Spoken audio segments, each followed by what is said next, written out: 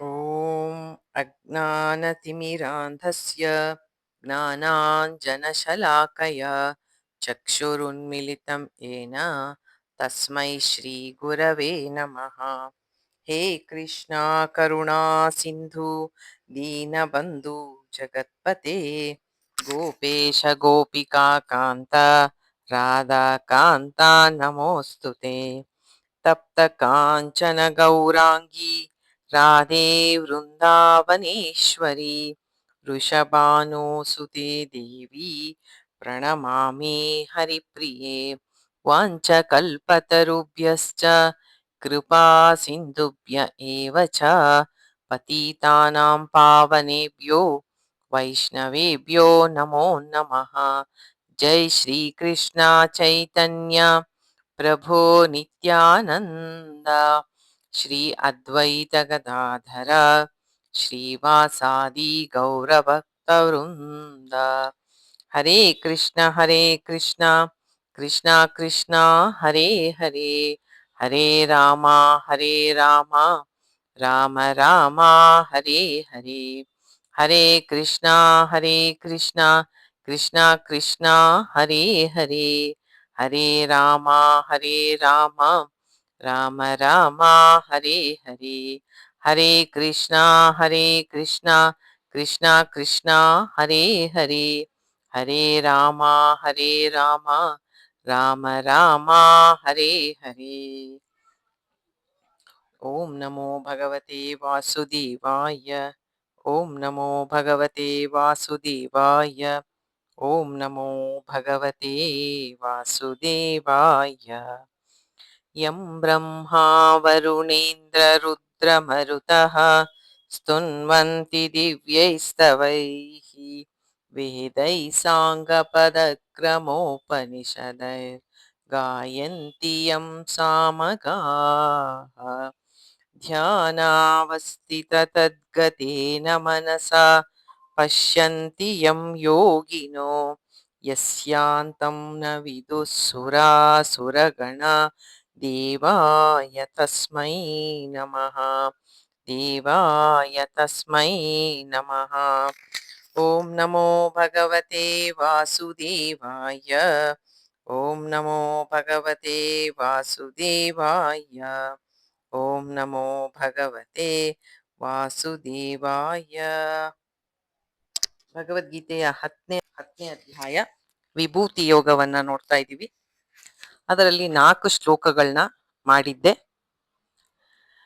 3ನೇ ಅಧ್ಯಾಯ ಶ್ಲೋಕದಲ್ಲಿ ಶ್ರೀಕೃಷ್ಣ ಹೇಳ್ತಾನೆ, ನಾನು ಹುಟ್ಟು ಸಾವಿಲ್ಲದವನು, ನನಗೆ ಆದಿಯಾಗಲಿ ಅಂತ್ಯವಾಗಲಿ ಇಲ್ಲ, ಎಲ್ಲ ಲೋಕಗಳ ಮಹೇಶ್ವರ ನಾನು. ಯಾರು ನನ್ನನ್ನು ಈ ರೀತಿಯಾಗಿ ತಿಳ್ಕೊತಾರೆ ಅವರಿಗೆ ಎಲ್ಲ ಪಾಪಗಳಿಂದ ಬಿಡುಗಡೆ ಹೊಂತಾರೆ ಅಂತ ಹೇಳ್ಬಿಟ್ಟು, ಹೇಗೆ ತಾನು ಸರ್ವಲೋಕ ಮಹೇಶ್ವರ ಅನ್ನೋದನ್ನ ಮುಂದೆ ಹೇಳ್ತಾ ಹೋಗ್ತಾನೆ. ಹೊರಗಿನ ಅವನ ವಿಭೂತಿ ಅಂದ್ರೆ ಭಗವಂತನ ವೈಭವ, ಈಶ್ವರನ ಸಂಪತ್ತು ಅಂತ ಅರ್ಥ. ಹೊರಗಿನ ಸಂಪತ್ತು ಆಮೇಲೆ ತಗೋತಾನೆ. ನಮ್ಮ ಒಳಗೆ ನಮ್ಮಲ್ಲಿ 2 ವರ್ಲ್ಡ್ ಇದೆ, internal world, outer world. Internal ಅಂದ್ರೆ ನಮ್ಮ ಒಳಗಿನ ಮನಸ್ಸಿನಲ್ಲಿ ಇರ್ತಕ್ಕಂತಹ ಎಲ್ಲ ಎಮೋಷನ್ಸ್, ಅದೆಲ್ಲ ಭಗವಂತನ ನಿಯಂತ್ರಣದಲ್ಲಿ ಇದೆ. ಹಾಗೆ ನಮ್ಮ ಹೊರಗಿನ ಜಗತ್ತು ಸಹ. ಹೊರಗಿನ ಜಗತ್ತಿನ ವಿಷಯ ಆಮೇಲೆ ತಗೋತಾನೆ. ಮೊದಲು ನಮ್ಮ ಇಂಟರ್ನಲ್ ವರ್ಲ್ಡ್ ಅಂದ್ರೆ ನಿನ್ನ ಹೊರಗೂ ಒಳಗೂ ನಾನು ವ್ಯಾಪಿಸಿದ್ದೀನಿ, ನಾನು ನಿಯಾಮಕ, ನಾನು ಸರ್ವಲೋಕ ಮಹೇಶ್ವರ ಅನ್ನೋದನ್ನ ಕೃಷ್ಣ ಇಲ್ಲಿ ನಮಗೆ ತೋರಿಸ್ಕೊಡ್ತಾನೆ. ಇದರಲ್ಲಿ ನಾವು 4ನೇ ಶ್ಲೋಕವನ್ನ ನೋಡಿದ್ವಿ. ನಮ್ಮಲ್ಲಿ ಯಾವ ಬುದ್ಧಿ ಇದೆ, ಜ್ಞಾನ ಇದೆ, ಕ್ಷಮಾ ಗುಣ ಇದೆ, ಸತ್ಯ ಇದೆ, ಧಮ ಶಮಗಳು, ಧಮ ಅಂದ್ರೆ ಮನಸ್ಸಿನ ನಿಯಂತ್ರಣ, ಶಮ ಅಂದ್ರೆ ಇಂದ್ರಿಯಗಳ ನಿಯಂತ್ರಣ, ಸುಖ ದುಃಖ ಭಾವ ಅಭಾವ ಭಯ ಅಭಯ, ಇದೆಲ್ಲವೂ ನನ್ನಿಂದಲೇ ನಿನಗೆ ಬರ್ತಕ್ಕಂತಹದು ಅನ್ನೋದನ್ನ ನಾವು ಹಿಂದಿನ ಸತ್ಸಂಗದಲ್ಲಿ ನೋಡಿದ್ವಿ. ಅಭಯ, ಭಗವಂತನ ಕೈಗಳನ್ನ ನೀವು ದೇವಸ್ಥಾನದಲ್ಲಿ ನೋಡಿದ್ರೆ ವಿಗ್ರಹದಲ್ಲಿ ಅಭಯ ಹಸ್ತ, ಯಾವಾಗಲೂ ಭಕ್ತರಿಗೆ ಅಭಯವನ್ನ ಅಂದ್ರೆ ಭಯ ನಿವಾರಣೆ ಮಾಡ್ತಕ್ಕಂತಹ, ಪ್ರೀತಿಯಿಂದ ಭಕ್ತರನ್ನ ಹರಸ್ತಕ್ಕಂತಹ ಕೈಗಳು. ಆದ್ದರಿಂದಲೇ ಆ, ನಮ್ಮ ಹಿಂದೆ ನಮ್ಮ ದೇಶದಲ್ಲಿ ಸ್ವತಂತ್ರದ ಒಂದು ಚಳವಳಿ ನಡೀತಿತ್ತಲ್ಲ, ಆ ಸಮಯದಲ್ಲಿ ಈ ಫ್ರೀಡಮ್ ಫೈಟರ್ಸ್ ಅವ್ರಿಗೆ ಫ್ರೀಡಮ್ ಇದಿರೋದ್ರಿಂದ ಅವ್ರಿಗೆ ಇದಾಗ್ತಿತ್ತು, ಏನಂದ್ರೆ ಡೆತ್ ಸೆಂಟೆನ್ಸ್ ಅವ್ರಿಗೆ ಕೊಡ್ತಿದ್ರು. ಅವರು ಒಂದ್ ಸೆಕೆಂಡ್,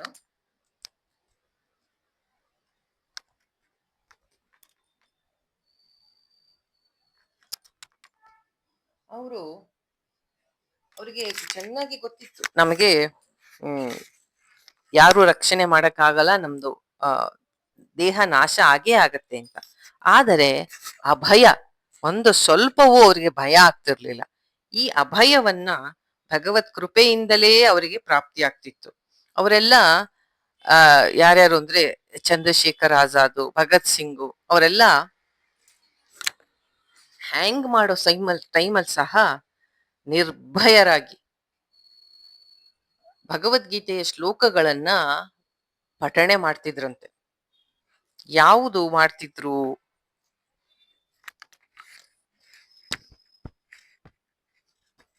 ಯಾವ ಶ್ಲೋಕಗಳನ್ನ ಮಾಡ್ತಿದ್ರು ಅಂದ್ರೆ, ನೈನಂ ಚಿಂದಂತಿ ಶಸ್ತ್ರಾಣಿ ನೈನಂ ದಹತಿ ಪಾವಕಃ ನ ಚೈನಂ ಕ್ಲೇದಯಂತ್ಯ ಆಪೋನ ಶೋಚಯತಿ ಮಾರುತಃ. ಯಾವ ಅಧ್ಯಾಯ ಇದು? ನೈನಂ ಚಿಂದಂತಿ ಶಸ್ತ್ರಾಣಿ, ಭಗವದ್ಗೀತೆಯ ಈ ಶ್ಲೋಕವನ್ನ ಹೇಳ್ತಿದ್ರಂತವ್ರೆಲ್ಲ.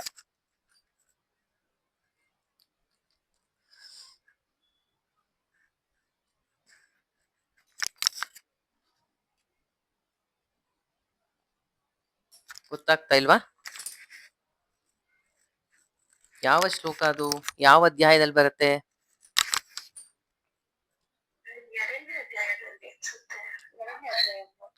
ಹೌದು, 2ನೇ ಅಧ್ಯಾಯದಲ್ಲಿ ಬರುತ್ತೆ. ಕೃಷ್ಣ ಆತ್ಮನಿಗೆ ಸಾವಿಲ್ಲ ಅಂತ ಹೇಳ್ಬೇಕಾರೆ ಅದನ್ನ ಹೇಳ್ತಾನೆ. ಆದ್ರಿಂದ ಆ 23ನೇ ಶ್ಲೋಕ. ಹಾ ಹಾ ಹಾ ಅದನ್ನ ಹೇಳ್ತಿದ್ರಂತೆ ಅವರೆಲ್ಲರೂ. ನನ್ನ ದೇಹವನ್ನ ಇವರು ಹ್ಯಾಂಗ್ ಮಾಡ್ಬೋದು, ಆದ್ರೆ ಆತ್ಮನಿಗೆ ಸಾವಿಲ್ಲ ಅಂತ ಹೇಳ್ತಿದ್ರಂತೆ ಅವರುಗಳು. ಆ ರೀತಿ ಅಂದ್ರೆ ಗೀತೆಯ ಜ್ಞಾನ ಹಾಗೆ ಅಭಯವನ್ನ ಕೊಡ್ತಕ್ಕಂತಹದು. ಆದ್ರಿಂದ ಅಷ್ಟು ನಿರ್ಭಯರಾಗಿ ಅವರ ಸಾವಂತೂ ತಪ್ಸಕ್ಕಾಗಲ್ಲ, ಹ್ಯಾಂಗ್ ಮಾಡೇ ಮಾಡ್ತಾರೆ. ಆದ್ರೆ ಅವರು ಅಷ್ಟು ನಿರ್ಭಯತೆ ಬರೋದಕ್ಕೆ ಒಳಗೆ ನಿಂತು ಪ್ರತಿಯೊಂದು ಜೀವಕ್ಕೂ ಅವರವರ ಒಂದು ಒಳಗೆ ನಿಂತು ಪ್ರತಿಯೊಬ್ಬರನ್ನು ಮಾರ್ಗದರ್ಶನ ಮಾಡ್ತಾ ಇರ್ತಾನೆ. ನಮ್ಮ ಒಳಗಿನ ಎಲ್ಲ ಎಮೋಷನ್ಸು ಭಗವಂತನ ಒಂದು ಇನ್ಸ್ಪಿರೇಷನ್ ಇಂದ ನಮಗೆ ಬರ್ತಾ ಇರುತ್ತೆ. ಅವನ ಮಾತು ಕೇಳದೆ ಹೋದಾಗ ನಮಗೆ ಖಂಡಿತ ಅಭಯ ಹೋಗಿ ಭಯ ಆಗತ್ತೆ. ಅದು ನಮ್ಮ ಒಂದು ಏನೊಂದು ಒಂಥರ ಡಿಸ್ಒಬೀಡಿಯನ್ಸ್, ದೇವರಿಗೆ ನಾವು ತೋರ್ಸೋದು, ಅವನ್ ಮಾತು ಕೇಳದೆ ಇರೋದು. ಆದ್ರಿಂದ ಅಭಯ, ಭಯ ಮತ್ತು ಅಭಯ. ಭಯದ ಬಗ್ಗೆ ಲಾಸ್ಟ್ ಕ್ಲಾಸ್ ಅಲ್ಲೇ ಹೇಳ್ದೆ. ಯಾರು ತಪ್ಪು ಕೆಲಸವನ್ನ ಮಾಡ್ಬೇಕು ಅಂತ ಯೋಚನೆ ಮಾಡಿದ ತಕ್ಷಣ ಭಯ ಬರುತ್ತೆ ಅಂತ. ಈಗ ಮಗು ಪರೀಕ್ಷೆಯಲ್ಲಿ ಸರಿಯಾಗಿ ಓದ್ಕೊಳ್ದೆ ಹೋಗಿ ಕಾಪಿ ಮಾಡ್ಬೇಕು ಅಂತ ಥಾಟ್ ಮೈಂಡ್ ಬಂದ ತಕ್ಷಣ ಭಯ ಬರುತ್ತೆ. ಏನಾದ್ರೂ ವಸ್ತುವನ್ನ ನೋಡಿ ಕಳ್ತನ ಮಾಡ್ಬೇಕು ಅಂತ ಆ ಥಾಟ್ ಮೈಂಡ್ ಬಂದ ತಕ್ಷಣ ಭಯ ಬರುತ್ತೆ. ಹಾಗೆ ಒಳ್ಳೆಯ ಕೆಲಸ ಮಾಡ್ಬೇಕಾದ್ರೆ ಅಭಯ. ಇದು ಎರಡು ನಾನು ಕೊಡ್ತಕ್ಕಂಥವನು ಅಂತ ಕೃಷ್ಣ ಹೇಳ್ತಾನೆ. ಸೊ ಮುಂದಿನ ಪದ ಅಹಿಂಸಾ, ನಾನ್ ವೈಲೆನ್ಸ್. ಅಹಿಂಸಾ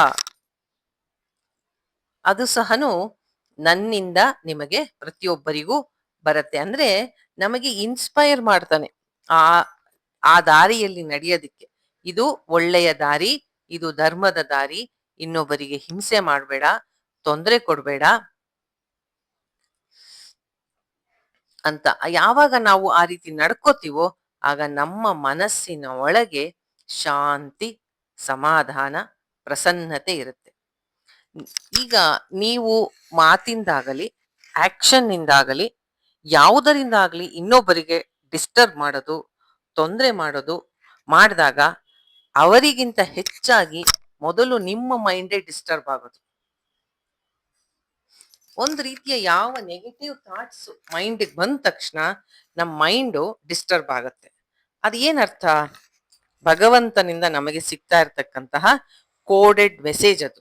ಭಗವಂತ ನಮಗೆ ವಾರ್ನ್ ಮಾಡ್ತಾ ಇದ್ದಾನೆ, ಸೋ ದಟ್ ನಮ್ಮನ್ನ ನಾವು ಕರೆಕ್ಟ್ ಮಾಡ್ಕೊಳ್ಳಿ, ಇನ್ನೊಬ್ಬರಿಗೆ ಹಿಂಸೆ ಮಾಡಬೇಡ, ತೊಂದರೆ ಕೊಡ್ಬೇಡ. ಇದು ತುಂಬಾ ಮುಖ್ಯ. ಇದು ನಮಗೆ ಅವನಿಂದ ನಿಮ್ಮ ಮೈಂಡ್ ಯಾವಾಗಾರು ಡಿಸ್ಟರ್ಬ್ ಆಗಿದೆ ಅಂದ್ರೆ, ನಾವು ಯಾವಾಗ್ಲೂ ಏನ್ ಮಾಡ್ತೀವಿ? ಡಿಸ್ಟರ್ಬ್ ಆಗಿದೆ ಅಂದಾಗ ಹೊರಗಡೆ ಜಗತ್ತನ್ನ ನೋಡ್ತೀವಿ. ಅವರಿಂದ ಆಯ್ತು, ಇವರಿಂದ ಆಯ್ತು, ಅದರಿಂದ ಆಯ್ತು, ಇದರಿಂದ ಆಯ್ತು ಅಂತ. ಅಲ್ಲ, ಅದು ನಮಗೆ ಕೊಡ್ತಾ ಇರೋಂತಹ ಕೋಡೆಡ್ ಮೆಸೇಜ್ ಅದು. ನೀನು ನಿನ್ನ ಮೈಂಡ್ ಅಲ್ಲಿ ನೆಗೆಟಿವ್ ಥಾಟ್ಸ್ ನ ಎಂಟರ್ಟೈನ್ ಮಾಡ್ತಾ ಇದೀಯಾ, ಅದರಿಂದ ನಿನಗೆ ಈ ಪ್ರಾಬ್ಲಮ್ಸು. ಆದ್ರಿಂದ ನಿನ್ನ ರಾಂಗ್ ಥಿಂಕಿಂಗ್ ನ ಕರೆಕ್ಟ್ ಮಾಡ್ಕೋ.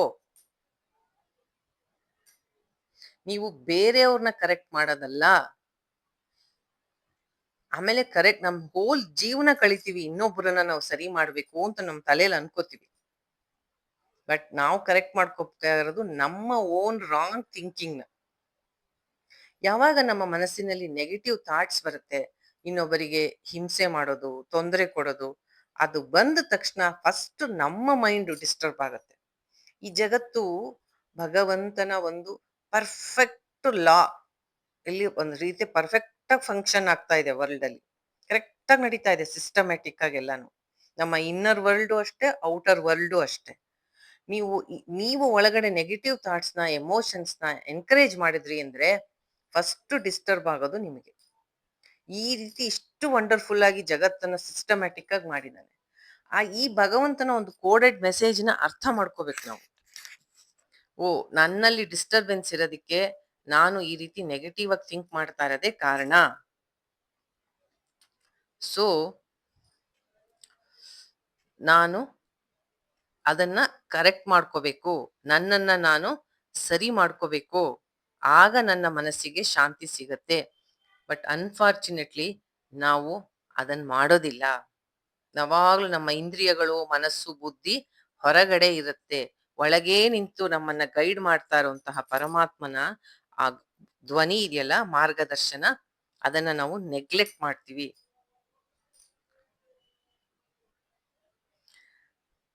ಸೊ ಅಹಿಂಸಾ ಅಂದ್ರೆ ನಮಗ್ ಹೇಳ್ತಾನೆ, ನೀನು ಇನ್ನೊಬ್ಬರಿಗೆ ತೊಂದರೆ ಕೊಟ್ರೆ ಮೊದಲು ತೊಂದರೆ ಆಗೋದು ನಿನಗೆ.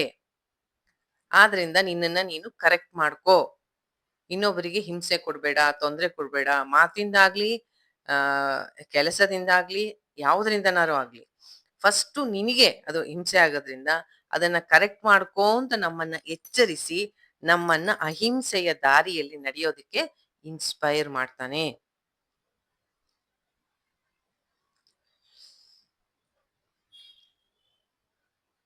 ಹರೇ ಕೃಷ್ಣ ಮಾತಾಜಿ. ಹಾ, ಹೇಳಮ್ಮ. ಮಾತಾಜಿ, ಈಗ ನೀವ್ ಅಂದ್ರಲ್ಲ, ನಾವು ಬೇರೆಯವ್ರಿಗೆ ಹಿಂಸೆ ಕೊಡಬಾರ್ದು, ಕರೆಕ್ಟ್.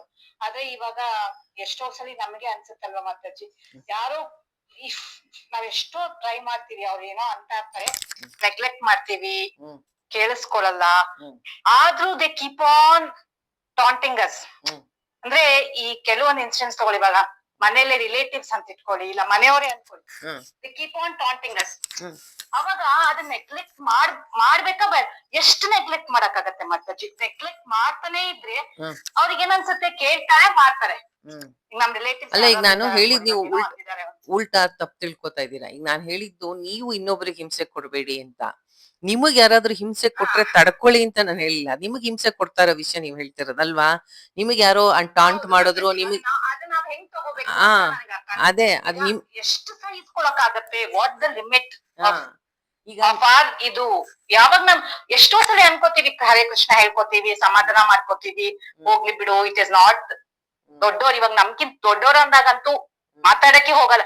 ಬಟ್ ಎಷ್ಟು ಒಂದ್ ಲಿಮಿಟ್ ಆಗೋದಿಲ್ಲಲ್ಲ ಮತ್ತೆ, ಯಾವಾಗ ಮಾತಾಡಿದಾಗ ಅದ್ ನಮ್ ತಪ್ಪಾಗತ್ತಾ? ಇಲ್ಲ ಇಲ್ಲ, ಬೇಕಂತ ಕೃಷ್ಣ ಹೇಳ್ತಿದ್ದ ನಮ್ ಬಾಯಲ್ಲಿ. ಇಲ್ಲ ಇಲ್ಲ, ಇದೇನ್ ಗೊತ್ತಾ, ನಾನ್ ಹೇಳಿದ್ದು ಫಸ್ಟ್ ಹೇಳಿದ್ದು ನಾನು, ನೀವ್ ಹೇಳಿದ್ದಕ್ಕೆ ರಿವರ್ಸ್ ನಾನು ಹೇಳಿದ್ದು. ನೀವು ಯಾರಿಗೂ ತೊಂದರೆ ಮಾಡಕ್ ಹೋಗ್ಬೇಡಿ, ನೀವು ಯಾರಿಗೂ ಹಿಂಸೆ ಮಾಡ್ಬೇಡಿ.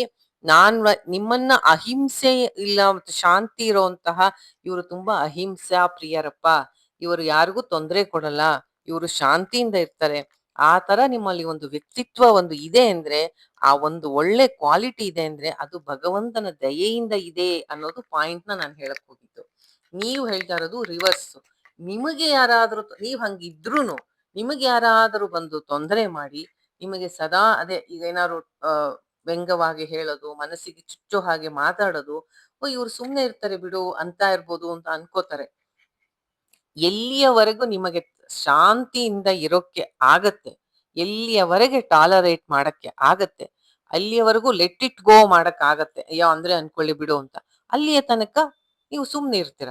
ಯಾವಾಗ ಒಂದ್ ಲಿಮಿಟ್ ಮೀರುತ್ತೆ ಆಗ ಮೊದಲು ಮೆತ್ತಿಗೆ ಹೇಳ್ಬೇಕು, ಇಲ್ಲ ಹಾಗೆ ಮಾತಾಡ್ಬೇಡಿ, ಸಾಮದಾಮ ದಂಡ ಭೇದ. ಮೊದಲನೇದಾಗಿ ನೀವು ಹಾಗೆ ಮಾತಾಡ್ಬೇಡಿ ಅಂತ ಮೆತ್ತಿಗೆ ಹೇಳ್ಬೇಕು. ಅಂದ್ರೆ ನೈಸ್ ವರ್ಡ್ಸ್ ಅಲ್ಲಿ ಜಗಳಕ್ಕೆ ಹೋಗ್ಬಾರ್ದು. ಅದು ಕೇಳದೆ ಇದ್ದಾಗ ನೆಕ್ಸ್ಟ್ ನೀವು ವಾಯ್ಸ್ ರೈಸ್ ಮಾಡಿ, ಇಲ್ಲ ಹಾಗೆ ಮಾತಾಡ್ಬೇಡಿ ಅಂತ ನೀವು ಬೌಂಡ್ರೀಸ್ ನ ಸೆಟ್ ಮಾಡ್ಬೇಕಾಗುತ್ತೆ ಇನ್ನೊಬ್ರಿಗೆ. ಅದೇನ್ ತಪ್ಪಿಲ್ಲ, ಅದೇನ್ ತಪ್ಪಿಲ್ಲ, ನೀವೇನ್ ಟಾಲರೇಟ್ ಮಾಡ್ಕೋಬೇಕಾಗಿಲ್ಲ. ಕೃಷ್ಣ ಹೇಳ್ತಾ ಇರೋದು ಅದಲ್ಲ. ನಾನ್ ಹೇಳ್ತಾ ಇರೋದು ಏನಂದ್ರೆ, ನೀವು ಬೇರೆಯವ್ರಿಗೆ ನೀವು ಹಿಂಸೆ ಕೊಡ್ಬೇಡಿ ಅಂತ ನಾನು ಹೇಳಿದ್ದು. ನಿಮಗೆ ಯಾರಾದ್ರೂ ಕೊಡಕ್ ಬಂದಾಗ ಮೊದಲು ಒಳ್ಳೆ ಮಾತಲ್ಲಿ ಹೇಳಿ, ಅದು ಕೇಳದೆ ಹೋದಾಗ ನೀವು ವಾಯ್ಸ್ ರೈಸ್ ಮಾಡಿ ಜೋರಾಗಿ ಹೇಳ್ಬೋದು. ಅದು ಕೇಳದೆ ಹೋದಾಗ ಅವರಿಂದ ಆದಷ್ಟು ದೂರ ಇರೋದು ಬೆಟರ್. ಅಥವಾ ತುಂಬಾ ಹತ್ರದ ಸಂಬಂಧ ಆದ್ರೆ ಇದನ್ನ ಹೆಂಗಪ್ಪ ಇಂಥದನ್ನ ಟಾಲರೇಟ್ ಮಾಡ್ಕೊಳ್ಳೋದು, ಒಂದೊಂದ್ಸತಿ ದೂರ ಹೋಗೋಕ್ಕೂ ಆಗದೆ ಇರುವಂತಹ ಸಂದರ್ಭ ಇರುತ್ತೆ. ಹೇಗಪ್ಪ ಇಂಥದನ್ನ ಟಾಲರೇಟ್ ಮಾಡ್ಕೊಳ್ಳೋದು, ಕೃಷ್ಣ ನಂಗೆ ನೀನೇ ಶಕ್ತಿ ಕೊಡು ಅಂತ ಭಗವಂತನನ್ನ ಕೇಳ್ಕೊಳ್ಳೋದು. ಆದ್ರೆ ಮನಸ್ಸಿಂದ ಅಂಥವ್ರಿಂದ ಡಿಟ್ಯಾಚ್ ಆಗೋದು, ಅವ್ರು ಅಂದಿದ್ದಕ್ಕೆ ಹೆಚ್ಚು ಮಹತ್ವ ಕೊಡದೇ ಇರೋದು, ಇದೇ ದಾರಿ. ಎಲ್ಲಾ ಮಹಾತ್ಮರು ಇದನ್ನೇ ಹೇಳಿರೋದು. ಅವ್ರು ಅಂದಿದ್ ಮಾತಲ್ಲಿ ಯೋಚನೆ ಮಾಡಿ, ಏನಾದ್ರೂ ಸತ್ಯ ಇದೆಯಾ, ನಾನ್ ಕರೆಕ್ಟ್ ಮಾಡ್ಕೊಳ್ಳೋಂಥದ್ದು ಇದೆಯಾ ಅದರಲ್ಲಿ ಅಂತ. ಇದೆ ಅಂದ್ರೆ ಖಂಡಿತ ಕರೆಕ್ಟ್ ಮಾಡ್ಕೊಳ್ಳಿ. ಇಲ್ಲ ಸುಮ್ನೆ ಏನೋ ಬಾಯಿಗೆ ಬಂದಿದ್ ಮಾತಾಡ್ತಾರೆ ಮನ್ಸಿಗೆ ನೋವಾಗಂಗೆ ಅಂದ್ರೆ, ಈ ಕಿವಿಲ್ ಕೇಳಿ ಆ ಕಿವಿಲ್ ಬಿಡಿ ಅಂತಾರೆ. ಅದ್ ಆಗದೆ ಹೋದಾಗ ಆದಷ್ಟು ಅವರಿಂದ ದೂರ ಇರೋದು, ಮಾನಸಿಕವಾಗಿ, ಫಿಸಿಕಲಿ ಅಲ್ಲ. ಅವ್ರ ಮಾತಕ್ಕೆ ಹೆಚ್ಚು ಮಹತ್ವ ಕೊಡದೇ ಇರೋದನ್ನ ಸ್ಲೋಗಿ ನಿಮ್ಮ ಮನಸ್ಸೇ ಕಲ್ಸತ್ತೆ. ಯಾವ ಮನಸ್ಸಿಗೂ ತಾನು ದುಃಖದಲ್ಲಿ ಇರ್ಬೇಕು ಅಂತ ಇಷ್ಟ ಇರಲ್ಲ. ಅದು ಕಲ್ತ್ಕೊಳತ್ತೆ ಪಾಠನ. ಓ ಇಂಥವ್ರಿಂದ ಹಿಂಗ್ ನೋವಾಗತ್ತೆ ಅಂದ್ರೆ ಸ್ವಲ್ಪ ದೂರ ಇರ್ತಾರ ಅಂತವ್ರಿಂದ ಮಾನಸಿಕವಾಗಿ. ನೀವು ನೀವು ನೀವು ತಡ್ಕೊಳ್ಳಿ ಅಂತ ಹೇಳ್ತಿಲ್ಲ, ನೀವು ಕೊಡ್ಬೇಡಿ ಇನ್ನೊಬ್ರಿಗೆ ತೊಂದ್ರೆ ಅಂತ ನಾನ್ ಹೇಳ್ತಿರೋದು. ಓಕೆ ಮಾತಾಜಿ, ಗೊತ್ತಾಯ್ತು ಮಾತಾಜಿ. ನಿಮಗೆ ಯಾರಾದ್ರೂ ದ ಮೊಮೆಂಟ್ ನೀವು ಇನ್ನೊಬ್ರಿಗೆ ಹರ್ಟ್ ಮಾಡಿದ ತಕ್ಷಣ ಫಸ್ಟ್ ನಿಮ್ಮ ಮೈಂಡು ಡಿಸ್ಟರ್ಬ್ ಆಗುತ್ತೆ. ಸೊ ಅದರಿಂದ ಕೃಷ್ಣ ತೋರಿಸ್ತಾನೆ, ನೋಡು ನಿನ್ನ ಮನಸ್ಸು ಎಷ್ಟು ಅಶಾಂತಿಯಾಗಿದೆ, ಯಾಕೆ ಸುಮ್ನೆ ಈ ರೀತಿ ಮಾತಾಡ್ತೀಯ, ನೀನ್ ಯಾಕೆ ನಿನ್ನ ಮನಸ್ಸಿಗೆ ಹೆಚ್ಚು ನೋವು, ಅವ್ರಿಗಿಂತ ಹೆಚ್ಚು ನೋವು ನಿನಗಾಗಿದೆ. ಸೊ ಆದ್ರಿಂದ ಇನ್ನೊಬ್ರಿಗೆ ನೋವು ಕೊಡೋದ್ರಿಂದ ನಿನಗೆ ಹೆಚ್ಚು ನೋವಾಗೋದ್ರಿಂದ ನೀನು ಒಳಗ್ ನೋಡ್ಕೋ, ಬೇರೆಯವ್ರ ಬಗ್ಗೆ ಜಾಸ್ತಿ ಥಿಂಕ್ ಮಾಡ್ಬೇಡ. ನಿನ್ನನ್ನ ನೀನ್ ಹೆಂಗೆ ಕಲ್ಚರ್ ಆಗಿ ಇಟ್ಕೋಬೇಕು, ನಿನ್ನ ಮೈಂಡ್ ನ ಹೆಂಗ್ ಪೀಸ್ಫುಲ್ ಆಗಿ ಇಟ್ಕೋಬೇಕು, ಈ ಸೆನ್ಸಿಟಿವಿಟಿನ, ಈ ಒಂದು ಸೆನ್ಸಿಬಿಲಿಟಿನ ಭಗವಂತ ಕೊಡ್ತಾನೆ. ಸೊ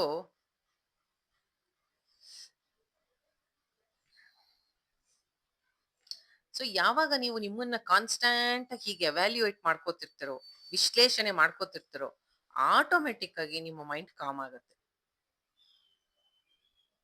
ಸೊ ಭಗವಂತ ಈ ರೀತಿ ನಿಮ್ಮನ್ನ ಯಾವಾಗ್ಲೂ ನಿಮ್ ಒಳಗ್ ನಿಂತು ನಿಮ್ ಮಾರ್ಗದರ್ಶನ ಮಾಡ್ತಿರ್ತಾನೆ. ಬೇಡ ಬೇಡ ಮಾಡ್ಬೇಡ ಈ ಕೆಲ್ಸನ, ಇದರಿಂದ ನಿಂಗೆ ನೋವಾಗತ್ತೆ, ದೂರ ಇರು ಇಂಥವರಿಂದ, ಇಂಥ ಕೆಲಸ ಮಾಡ್ಬೇಡ, ಇದು ಹರ್ಟ್ ಆಗತ್ತೆ. ಆಮೇಲೆ ಯಾರ ಬಗ್ಗೆ ಏನಾದ್ರು ನೀವು ಈ ತರ ಇನ್ನೊಬ್ಬರ ಬಗ್ಗೆ ಜಲಸ್ ಮಾಡ್ಬೇಡ, ಇನ್ನೊಬ್ಬರ ಬಗ್ಗೆ ಕಂಪೇರ್ ಮಾಡ್ಕೋಬೇಡ, ಇನ್ನೊಬ್ಬರನ್ನ ಬಗ್ಗೆ ಚಾಡಿ ಹೇಳ್ಬೇಡ ಅಂತ ಒಳಗಿಂದ ಇನ್ನರ್ ವಾಯ್ಸ್ ನಿಮ್ಮನ್ನ ಕರೆಕ್ಟ್ ಮಾಡ್ತಾನೆ ಇರುತ್ತೆ. ಸೊ ಈ ರೀತಿ ನೀವು ಒಳ್ಳೊಳ್ಳೆ ಗುಣಗಳು, ಅಹಿಂಸಾ, ಶಾಂತಿ, ಸತ್ಯ, ಕ್ಷಮೆ, ಇದೆಲ್ಲ ನೀವು ಪಾಲಿಸ್ಬೇಕು ಅಂದ್ರೆ ಒಳಗೆ ನಿಮ್ಮನ್ನ ಇನ್ಸ್ಪೈರ್ ಮಾಡ್ತಾ ಇರ್ತಾನೆ. ಸೊ ನಿಮಗೆ ಪ್ರಿವೆಂಟ್ ಮಾಡ್ತಾ ಇರ್ತಾನೆ, ನಿಮ್ಮನ್ನ ಅಸತ್ಯದ ಅಧರ್ಮದ ದಾರಿಗೆ ಹೋಗದೆ ಇರೋ ಹಂಗೆ, ನಿಮ್ಮನ್ನ ಸದಾ ಶಾಂತಿಯಿಂದ ಇರೋ ಹಾಗೆ ನಿಮ್ಗೆ ಅರ್ಥ ಮಾಡಿಸ್ತಾ ಇರ್ತಾನೆ. ಪ್ರತಿಯೊಂದು ಮೊಮೆಂಟ್ ಆಫ್ ಲೈಫ್ ಅವನ ಹತ್ರ ನಿಮಗೆ ಮೆಸೇಜ್ ಕೊಡ್ತಾ ಇರ್ತಾನೆ. ನೀವು ಅದನ್ನ ಮೆಸೇಜ್‌ನ ಡಿಕೋಡ್ ಮಾಡೋದು ಅಂದ್ರೆ ಅದನ್ನ ಅರ್ಥ ಮಾಡ್ಕೊಂಡು ನಿಮ್ ಲೈಫ್‌ಗೆ ಅಡಾಪ್ಟ್ ಮಾಡ್ಕೊಳ್ಳೋದು ದಿನದಿಂದ ಮಾಡ್ತಾ ಇದ್ರೆ ನಿಮ್ದು ಕೃಷ್ಣಂದು ಸಂಬಂಧ ಬಹಳ ಸ್ಟ್ರಾಂಗ್ ಆಗ್ತಾ ಹೋಗುತ್ತೆ. ನಿಮಗ್ ಚೆನ್ನಾಗ್ ಗೊತ್ತಾಗತ್ತೆ ಅವ್ನ್ ಒಳಗಿಂದ ಏನ್ ಗೈಡ್ ಮಾಡ್ತಿದ್ದಾನೆ ಅಂತ. ಸೊ ನಿಮ್ಗೆ ಅವಾಗ ಹೆಚ್ಚು ಹೆಚ್ಚು ಭಗವಂತನ ಸೀಕ್ರೆಟು ನಿಮಗೆ ಗೊತ್ತಾಗ್ತಾ ಹೋಗುತ್ತೆ. ಅವಾಗ ನೀವು ಅವನಿಗೆ ಹೆಚ್ಚು ಕ್ಲೋಸ್ ಆಗ್ತೀರಾ. ಅವನ ಫ್ರೀಕ್ವೆನ್ಸಿಗೆ ಆ ಗಾಡ್‌ದು ಡಿವೈನ್ ಫ್ರೀಕ್ವೆನ್ಸಿಗೆ ಟ್ಯೂನ್ ಆಗ್ತೀವಿ. ಆದ ತಕ್ಷಣ ತುಂಬಾ ಟ್ರೆಮೆಂಡಸ್ ಚೇಂಜ್ ಆಗುತ್ತೆ ನಮ್ಮಲ್ಲಿ. ನಮ್ಮ ಬಿಹೇವಿಯರ್ ಅಲ್ಲಿ, ಮಾತುಕತೆಯಲ್ಲಿ ಎಲ್ಲದರಲ್ಲೂನು. ನೀವು ನಿಮ್ಮ ಎಲ್ಲ ಜೀವನದ ಡಿಸಿಷನ್ಸ್‌ನ ಅವನ ಆ ಒಂದು ಒಪ್ಪಿಗೆ ಮೇಲೇ ಮಾಡ್ತೀರಾ ಎಲ್ಲ ಕೆಲಸ. ನಿಮಗೆ ಗೊತ್ತು ಅವನನ್ನ ಕನ್ಸಲ್ಟ್ ಮಾಡದೆ ನಾನೇನಾದ್ರೂ ಅವನ ಪರ್ಮಿಷನ್ ತಗೊಳ್ಳದೆ ಹೆಜ್ಜೆ ಇಟ್ಟೆ ಅಂದ್ರೆ ಸಫರ್ ಮಾಡ್ತೀನಿ ಅಂತ ಗೊತ್ತಾಗ್ಬಿಡುತ್ತೆ. ಎವ್ರಿ ಸ್ಟೆಪ್ ನೀವು ಧರ್ಮದ ದಾರಿಯಲ್ಲಿ ಇಡಕ್ಕೆ ಪ್ರಯತ್ನ ಪಡ್ತೀರಾ. ಬಿಕಾಸ್ ನಾನು ಹಂಗ್ ಮಾಡಿದ್ರೆ ನಾನು ಕೃಷ್ಣನಿಗೆ ಖುಷಿ ಆಗತ್ತೆ. ಕೃಷ್ಣನಿಗೆ ಖುಷಿ ಆದ್ರೆ ನನ್ನ ಮನಸ್ಸಿಗೆ ಶಾಂತಿ ಸಿಗುತ್ತೆ. ನಿಮ್ಗೆ ಅವಾಗ ಒಂಥರ ಹೆಲ್ಪ್ಲೆಸ್ನೆಸ್ ಏನು ಯಾವಾಗ್ಲೂ ಒಳ್ಳೆಯವರಾಗೇ ಇರಬೇಕು ಅಂತ. ಯಾರು ಸ್ಪಿರಿಚುಯಲಿ ಅಡ್ವಾನ್ಸ್ ಆಗ್ತಾ ಹೋಗ್ತಾರೋ ಅವರು ಹೆಲ್ಪ್ಲೆಸ್ ಆಗಿ ಆ ಸರಿಯಾದ ದಾರಿಯಲ್ಲಿ ಇರ್ಲೇಬೇಕು, ಸರಿಯಾಗಿರ್ಲೇಬೇಕು. ಸೊ ಅವ್ನು ಹೇಳ್ತಾ ಇರೋದು ನಾನು ನಿಮ್ಮನ್ನ ಹಾಗೆ ಗೈಡ್ ಮಾಡ್ತೀನಿ. ನೆಕ್ಸ್ಟ್ ಒನ್ನು ಸಮತಾ. ಸಮತಾ ಅಂದ್ರೆ ಏನು? ಈಕ್ವಾನಿಮಿಟಿ, ಸಮವಾಗಿ ಎಲ್ಲವನ್ನ ನೋಡೋದು. ನಮ್ಮ ಜೀವನದಲ್ಲಿ ಸುಖ ದುಃಖ ಎಲ್ಲವೂ ಬರ್ತಾ ಇರುತ್ತೆ. ಆದ್ರೆ ಪ್ರತಿಯೊಂದು ಕಂಡೀಷನ್ ಅಲ್ಲೂ ಮನಸ್ಸನ್ನ ಶಾಂತವಾಗಿ ಇಟ್ಕೊಂಡು ನಮ್ಮ ಬ್ಯಾಲೆನ್ಸ್ ನ ಕಳ್ಕೊಳ್ದೇ ಇರೋದು, ಇದನ್ನ ಸಮತಾ ಅಂತ ಅಂತಾರೆ. ಇದು ನಮ್ಮ ಹೊರಗಿನ ಒಂದು ವಾತಾವರಣದಿಂದ ಅಲ್ಲ, ನಮ್ಮ ಮನಸ್ಸು ಹೇಗೆ ರಿಯಾಕ್ಟ್ ಮಾಡುತ್ತೆ, ಹೇಗೆ ರೆಸ್ಪಾಂಡ್ ಮಾಡುತ್ತೆ ಅನ್ನೋದೇ ತುಂಬಾ ಮುಖ್ಯ ಹೊರಗಿನ ಒಂದು ಸನ್ನಿವೇಶಗಳಿಗೆ. ಯಾರು ಎಂತಹ ಪರಿಸ್ಥಿತಿಯಲ್ಲೂ ಮನಸ್ಸನ್ನ ಸಮಾಧಾನವಾಗಿ ಇಟ್ಕೋತಾರೋ ಆ ಸಮಾಧಾನದ ಸ್ಥಿತಿ ನಮ್ಮಲ್ಲಿ ಬರಬೇಕು ಅಂದ್ರೆ ಅದು ಭಗವಂತ ಒಳಗಿಂದ ಇನ್ಸ್ಪೈರ್ ಮಾಡ್ತಾನೆ. ಅವನಂತವ್ರಿಗೆ ಶಭಾಷ್ ಅಂತಾನೆ. ಸುಖದಲ್ಲಿ ಸಮವಾಗಿರೋದಲ್ಲ, ದುಃಖದಲ್ಲೂ ಹೀಗಿದ್ಯಾ, ಐ ರಿಯಲಿ ಅಪ್ರಿಶಿಯೇಟ್ ಯು, ಶಭಾಷ್ ಅಂತಾನೆ. ಈ ರೀತಿ ನಮ್ಮ ಈ ಒಳಗಿನ ಎಲ್ಲ ಎಮೋಷನ್ಸು ಫೀಲಿಂಗ್ಸು ಭಗವಂತನ ಕೃಪೆಯಿಂದ ಅವನ ಮಾತನ್ನ ಕೇಳಿದ್ರೆ ಶಾಂತಿ ಸಮಾಧಾನ ಧರ್ಮದ ದಾರಿಯಲ್ಲಿ ಇರುತ್ತೆ. ಅವನಿಗೆ ನಾವು ಯಾವಾಗ ರೆಬಲ್ ಆಗ್ತೀವಿ ಭಯ ಅಭಾವ ಎಲ್ಲ ಉಂಟಾಗುತ್ತೆ. ಯಾಕೆ ನಾವು ಅವನ ಮಾತನ್ನ ಕೇಳಿದ್ರೆ ಎಲ್ಲ ಶಾಂತಿ ಸಿಗತ್ತೆ? ಯಾಕೆ ಅಂದ್ರೆ ಅವನು ಸಚ್ಚಿತ್ ಆನಂದ ಸ್ವರೂಪ. ಆ ಆನಂದ ಸ್ವರೂಪನ ಕಾಲನ್ನ ನಾವು ಹಿಡ್ಕೊಂಡಾಗ ನಮಗೂ ಅದು ಸಿಕ್ಲೇಬೇಕು.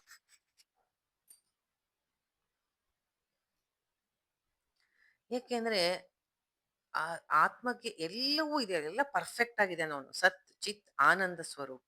ಅವನು ನಮ್ಮ ಹೃದಯದಲ್ಲಿದ್ದಾನೆ ಅಂದ್ರೆ ನಮ್ಮ ನಮಗೆ ಶಾಂತಿ ಸಮಾಧಾನ ಆನಂದ ಸಿಗಲೇಬೇಕು.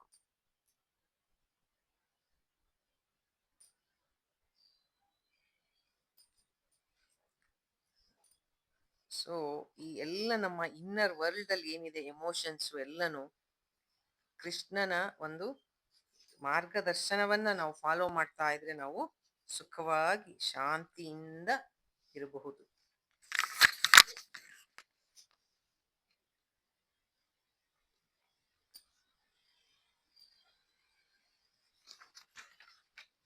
ತುಷ್ಟಿ. ತುಷ್ಟಿ ಅಂದ್ರೆ ತೃಪ್ತಿ. ಎಲ್ಲ ರೀತಿಯ ತೃಪ್ತಿ ನಮಗೆ ಈ ಭಗವತ್ ಕೃಪೆಯಿಂದ ಸಿಗತ್ತೆ. ತಪೋ, ದೇಹಕ್ಕೆ ಎಷ್ಟೋ ತಪಸ್ಸು ಅಂದ್ರೆ ಏನೋ ಒಂದು ಡಿಸ್ಕಂಫರ್ಟ್, ಒಂದು ಉಪವಾಸ ವ್ರತ, ಒಂದು ಏನೋ ಒಂದು ಪಾರಾಯಣ ಮಾಡೋದು, ಓದೋದು, ಅಲ್ಲಿ ಹೋಗ್ಬೇಕು ಓದ್ಬೇಕು ಎಲ್ಲ ಒಂದ್ ಸ್ವಲ್ಪ ಕಷ್ಟನೇ.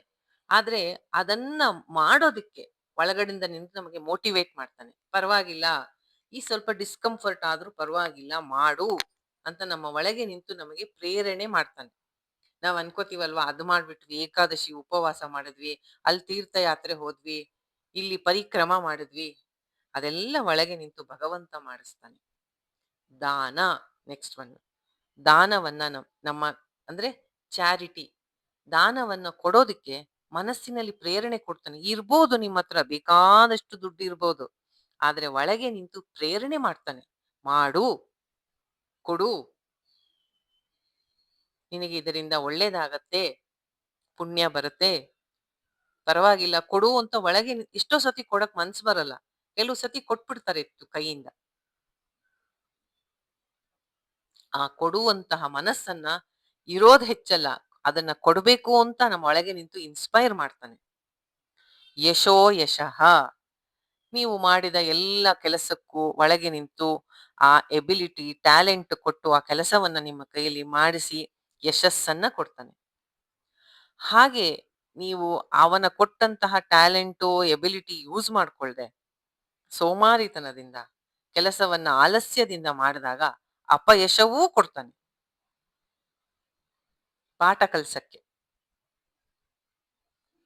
ಭವಂತಿ ಭಾವಭೂತಾನಾಂ ಮತ್ತ ಏವ ಪೃಥಕ್ವಿದಾಹ. ಇದು ಕೆಲವು ಸ್ಯಾಂಪಲ್ಸ್ ಅಷ್ಟೇ ಅರ್ಜುನ ನಿನ್ನ ಹತ್ರ ನಾನು ಹೇಳ್ತಾ ಇರೋದು. ಇದೇ ತರ ಬೇಕಾದಷ್ಟು ಬೇರೆ ಬೇರೆ ಬೇರೆ ನಿನ್ನ ಎಲ್ಲ ಎಮೋಷನ್ಸು ಫೀಲಿಂಗ್ಸು ಎಲ್ಲವನ್ನು ನೀನು ಪ್ರತಿಯೊಂದು ಜೀವಿಯ ಒಳಗೆ ನಿಂತು ಅದನ್ನೆಲ್ಲ ನಿಯಂತ್ರಣ ಮಾಡ್ತಾ ಪ್ರತಿಯೊಬ್ಬರಿಗೂ ಮಾರ್ಗದರ್ಶನ ಮಾಡ್ತಾ, ಕೆಲವು ಸ್ಯಾಂಪಲ್ಸ್ ಮಾತ್ರ ನಾನು ಇಲ್ಲಿ ಹೇಳಿದ್ದು ನಿನಗೆ. ನಿನ್ನ ಪೂರ್ತಿ ಇನ್ನರ್ ವರ್ಲ್ಡ್ ಏನಿದೆ, ಮನ ಒಳಗಡೆ ಇದೆಯಲ್ಲ ಮನೋಲೋಕ, ಅದು ಪೂರ್ತಿ ನನ್ನ ನಿಯಂತ್ರಣದಲ್ಲಿದೆ. ನಾನು ಒಳಗೆ ನಿಂತು ನಿನ್ನನ್ನ ಇನ್ಸ್ಪೈರ್ ಮಾಡ್ತಾ ಇರ್ತೀನಿ ಅಂತ ಹೇಳ್ತಾನೆ 5ನೇ ಶ್ಲೋಕದಲ್ಲಿ.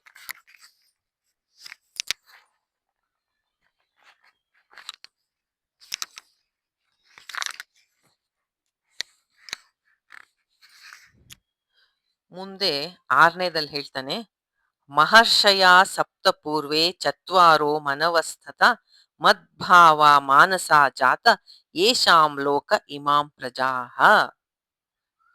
ಇಷ್ಟ ತನಕ ಹೇಳಿದ್ದು ಅಂತರಂಗದ ವಿಷಯ. ನಿಮ್ಮ ಮನಸ್ಸಿನಲ್ಲಿ ಉಂಟಾಗೋ ಎಲ್ಲ ಭಾವನೆಗಳು, ಆ ಎಲ್ಲ ಅದೆಲ್ಲ ನನ್ನ ನಿಯಂತ್ರಣದಲ್ಲಿದೆ, ನಾನು ನಿಂತು ಮಾರ್ಗದರ್ಶನ ಮಾಡ್ತೀನಿ. ಕೆಲವು ಉದಾಹರಣೆಗಳನ್ನ ಮಾತ್ರ ಹೇಳಿದೆ ಅಂತ ಹೇಳಿ ಅಂತರಂಗದ ವಿಷಯವನ್ನ ಅಲ್ಲಿಗೆ ಮುಗಿಸಿ ಈಗ ಬಹಿರಂಗಕ್ಕೆ ಬರ್ತಾನೆ. ಅಂದ್ರೆ ಹೊರಗಡೆ ನಿಮಗೆ ಕಾಣೋ ಜಗತ್ತಿನ ವಿಷಯಕ್ಕೆ ಬರ್ತಾನೆ. ಇಲ್ಲಿ ಹೇಳ್ತಾನೆ,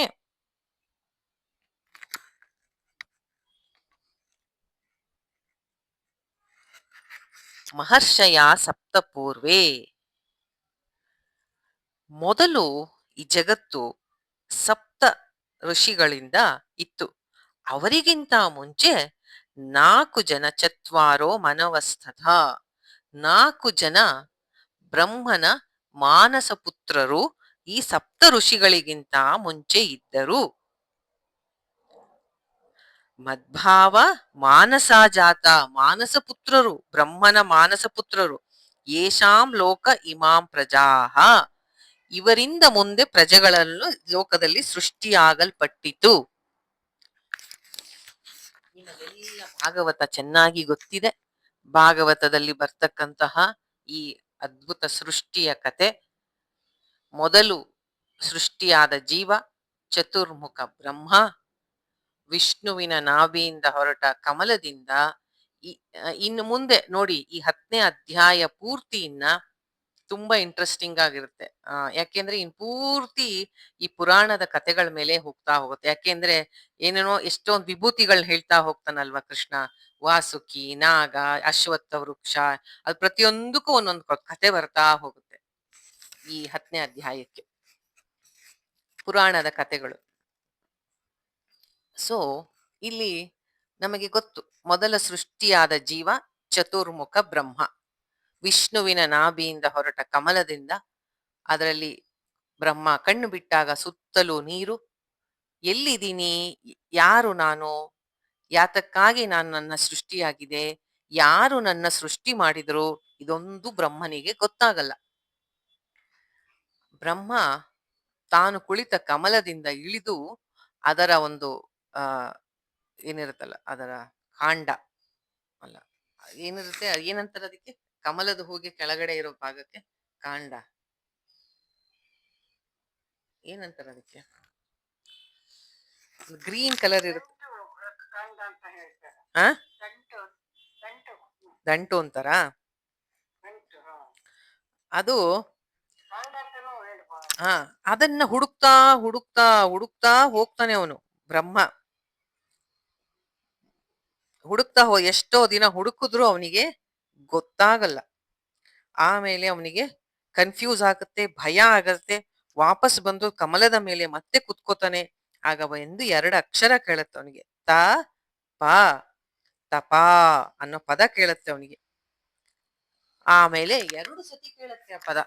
ಅದು ಕೇಳಿದ ಮೇಲೆ ಯಾರು ಹೇಳಿದ್ರು ಅಂತ ಸುತ್ತಮುತ್ತ ನೋಡ್ತಾನೆ, ಯಾರು ಗೊತ್ತಾಗಲ್ಲ. ಆದ್ರೆ ಆ ಧ್ವನಿಯ ಮೇಲೆ ಅವನಿಗೆ, ಆ ದೈವಿಕವಾದ ಧ್ವನಿಯ ಮೇಲೆ ನಂಬಿಕೆ ಇರುತ್ತೆ. ಅವನು ತಪಸ್ಸು ಮಾಡ್ತಾನೆ. ಸಾವಿರಾರು ವರ್ಷಗಳು ತಪಸ್ಸನ್ನ ಮಾಡ್ತಾನೆ ಬ್ರಹ್ಮ. ಆಮೇಲೆ ಅವನ ತಪಸ್ಸಿಗೆ ಮೆಚ್ಚಿ ಭಗವಂತ ಅವನಿಗೆ ದರ್ಶನವನ್ನು ಕೊಟ್ಟು ಆ ಬ್ರಹ್ಮನಿಗೆ ಸೃಷ್ಟಿಯನ್ನು ಮಾಡುವಂತಹ ದೊಡ್ಡ ಜವಾಬ್ದಾರಿ ಕೊಟ್ಟು ಆ ಸೃಷ್ಟಿ ಕ್ರಿಯೆ ಹೇಗೆ ಮಾಡಬೇಕು ಅನ್ನೋದನ್ನ ಅವನಿಗೆ ಜ್ಞಾನವನ್ನು ಕೊಡ್ತಾನೆ. ನಾವು ಅದೇ ಭಾಗವತದಲ್ಲಿ ಓದೋದು, ಜನ್ಮಾದಸ್ಯ ಯತೋ ಅನ್ವಯಾದಿತರತಶ್ಚಾರ್ಥೇಷ್ವ ವಿಘ್ನಸ್ವರಾಟ್ ತೇನೇ ಬ್ರಹ್ಮ ಹೃದಯ ಆದಿಕವಯೇ, ತೇನೇ ಬ್ರಹ್ಮ ಹೃದಯ ಆದಿಕವಯೇ ಅಂತ ಹೇಳ್ತೀವಿ. ಬ್ರಹ್ಮನಿಗೆ ಹೃದಯದಲ್ಲಿ ನಿಂತು ಈ ಜ್ಞಾನವನ್ನ ಕೊಡ್ತಾನೆ ಪರಮಾತ್ಮ. ಆಗ ಬ್ರಹ್ಮ ಸೃಷ್ಟಿ ಕ್ರಿಯೆಯನ್ನ ಶುರು ಮಾಡ್ತಾನೆ. ಬ್ರಹ್ಮನ ಸೃಷ್ಟಿ ಶುರು ಮಾಡಿದಾಗ ಮೊದಲು ಬ್ರಹ್ಮ ಸೃಷ್ಟಿ ಮಾಡೋದು ತನ್ನ ಮಾನಸ ಪುತ್ರರಾದ ಯಾರ್ಯಾರು? ಸನಕ, ಸನಂದನ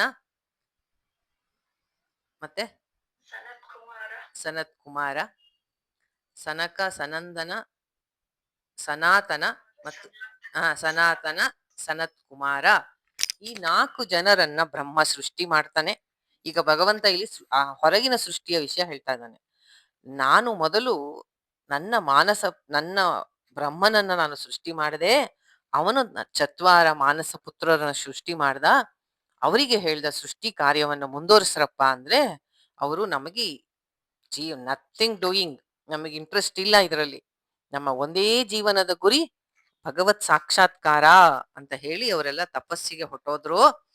ಬ್ರಹ್ಮನಿಗೆ ತುಂಬಾ ಕೋಪ ಬಂತು ಅವರುಗಳ ಮೇಲೆ. ಆಗ ಅವನ ಕೋಪಕ್ಕೆ ಹುಟ್ಟಿದವನೇ ರುದ್ರ. ರೌದ್ರ, ಅವನು ರುದ್ರ ರೋದನ ಮಾಡ್ಕೊಂಡು ಹುಟ್ಟದ, ಅದಕ್ಕೆ ರುದ್ರ ಅಂತ ಬಂತು.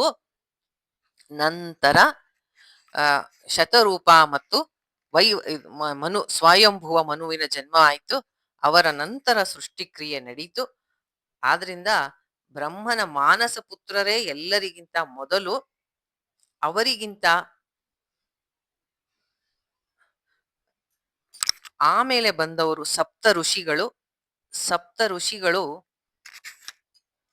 ಅವರ ನಂತರ ಬಂದ್ರು. ಈ ರೀತಿ ಅವರಾದ ಮೇಲೆ ಜಗತ್ತಿನಲ್ಲಿ ಸೃಷ್ಟಿ ಕ್ರಿಯೆ ನಡೀತಾ ಹೋಯ್ತು. ಜಗತ್ತಿನ ಸೃಷ್ಟಿ ಹೀಗೆ ಆಯ್ತು ಅಂತ ಅರ್ಜುನನಿಗೆ ಕೃಷ್ಣ ಹೇಳ್ತಾನೆ. ಆದ್ರಿಂದ ಮೊದಲು ಸೃಷ್ಟಿ ಈ ರೀತಿ ಆಯ್ತು ಅಂತ ಹೇಳ್ತಾನೆ. ಆ 7 ಜನ ಋಷಿಗಳು ಯಾರ್ಯಾರು ಅಂದ್ರೆ ಒಂದೊಂದು ಮನ್ವಂತರದಲ್ಲಿ ಒಬ್ಬೊಬ್ರು ಇರ್ತಾರೆ. ಈಗ ನಮ್ಮದು ನಡೀತಾ ಇರೋದು ವೈವಸ್ವತ ಮನ್ವಂತರ. ಅಂದರೆ ಈಗ ನಡೀತಾ ಇರುವಂತಹ ಮನ್ವಂತರದ ಮನು ವೈವಸ್ವತ ಮನು, ಸೂರ್ಯನ ಮಗ, ವಿವಸ್ವಾನಾದ ಸೂರ್ಯನ ಮಗ ವೈವಸ್ವತ ಮನು. ಅವನ ಮನ್ವಂತರದಲ್ಲಿ ಈಗ 7 ಜನ ಸಪ್ತ ಋಷಿಗಳು. ಯಾರ್ಯಾರು ಗೊತ್ತಾ? ಅತ್ರಿ, ಭೃಗು, ವಸಿಷ್ಠ, ಕಶ್ಯಪ, ಗೌತಮ, ಜಮದಗ್ನಿ ಮತ್ತು ಭಾರದ್ವಾಜ. ಬಟ್ ಮೊದಲು ಇದರಲ್ಲಿ ಬರೋದು ಅವರೆಲ್ಲ ಬರ್ತಾರೆ. ಪುಲಸ್ತ್ಯ, ಆ ಋಷಿಗಳೆಲ್ಲ ಬರ್ತಾರೆ. ಅಂದ್ರೆ ಅತ್ರಿ, ವಸಿಷ್ಠ ಅವರೆಲ್ಲ ಇದ್ದಾರೆ. ಬಟ್ ಕೆಲವು ಚೇಂಜ್ ಆಗತ್ತೆ. ಒಂದೊಂದು ಮನ್ವಂತರದಲ್ಲಿ ಒಂದೊಂದು ಸಪ್ತ ಋಷಿಗಳು ಅಂತ.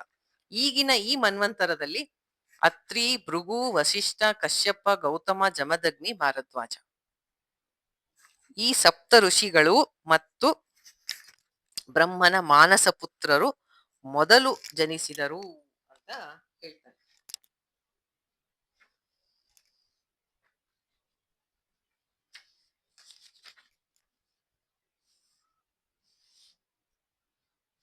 ಈ ಸೃಷ್ಟಿಗೆ ಮೂಲವಾಗಿ ಸಪ್ತ ಋಷಿಗಳು, ಸನಕಾದಿಗಳು ಹಾಗೂ ಮನು, ಇವರೆಲ್ಲ ನನ್ನ ಸಂಕಲ್ಪದಿಂದ ಹುಟ್ಟಿದವರು ಅಂತ ನೀನು ತಿಳ್ಕೋ ಅರ್ಜುನ ಅಂತ ಹೇಳ್ತಾ ಇದ್ದಾನೆ ಕೃಷ್ಣ.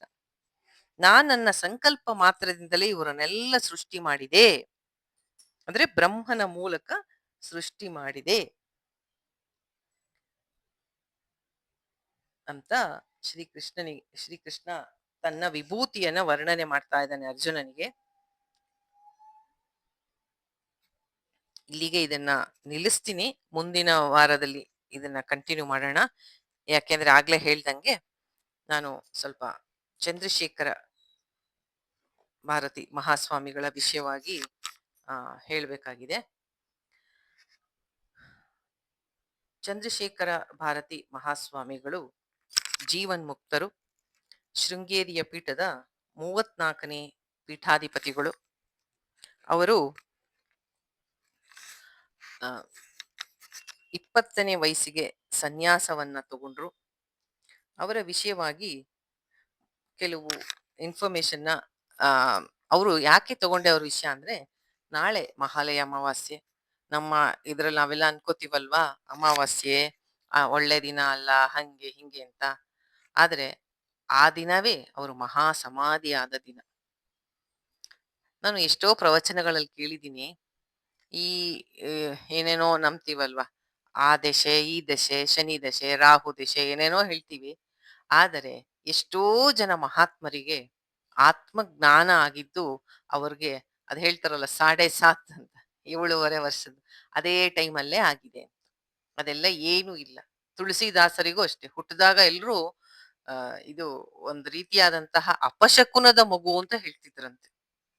ಆದರೆ ಅವರು ಎಂತಹ ರಾಮಭಕ್ತರಾದರು.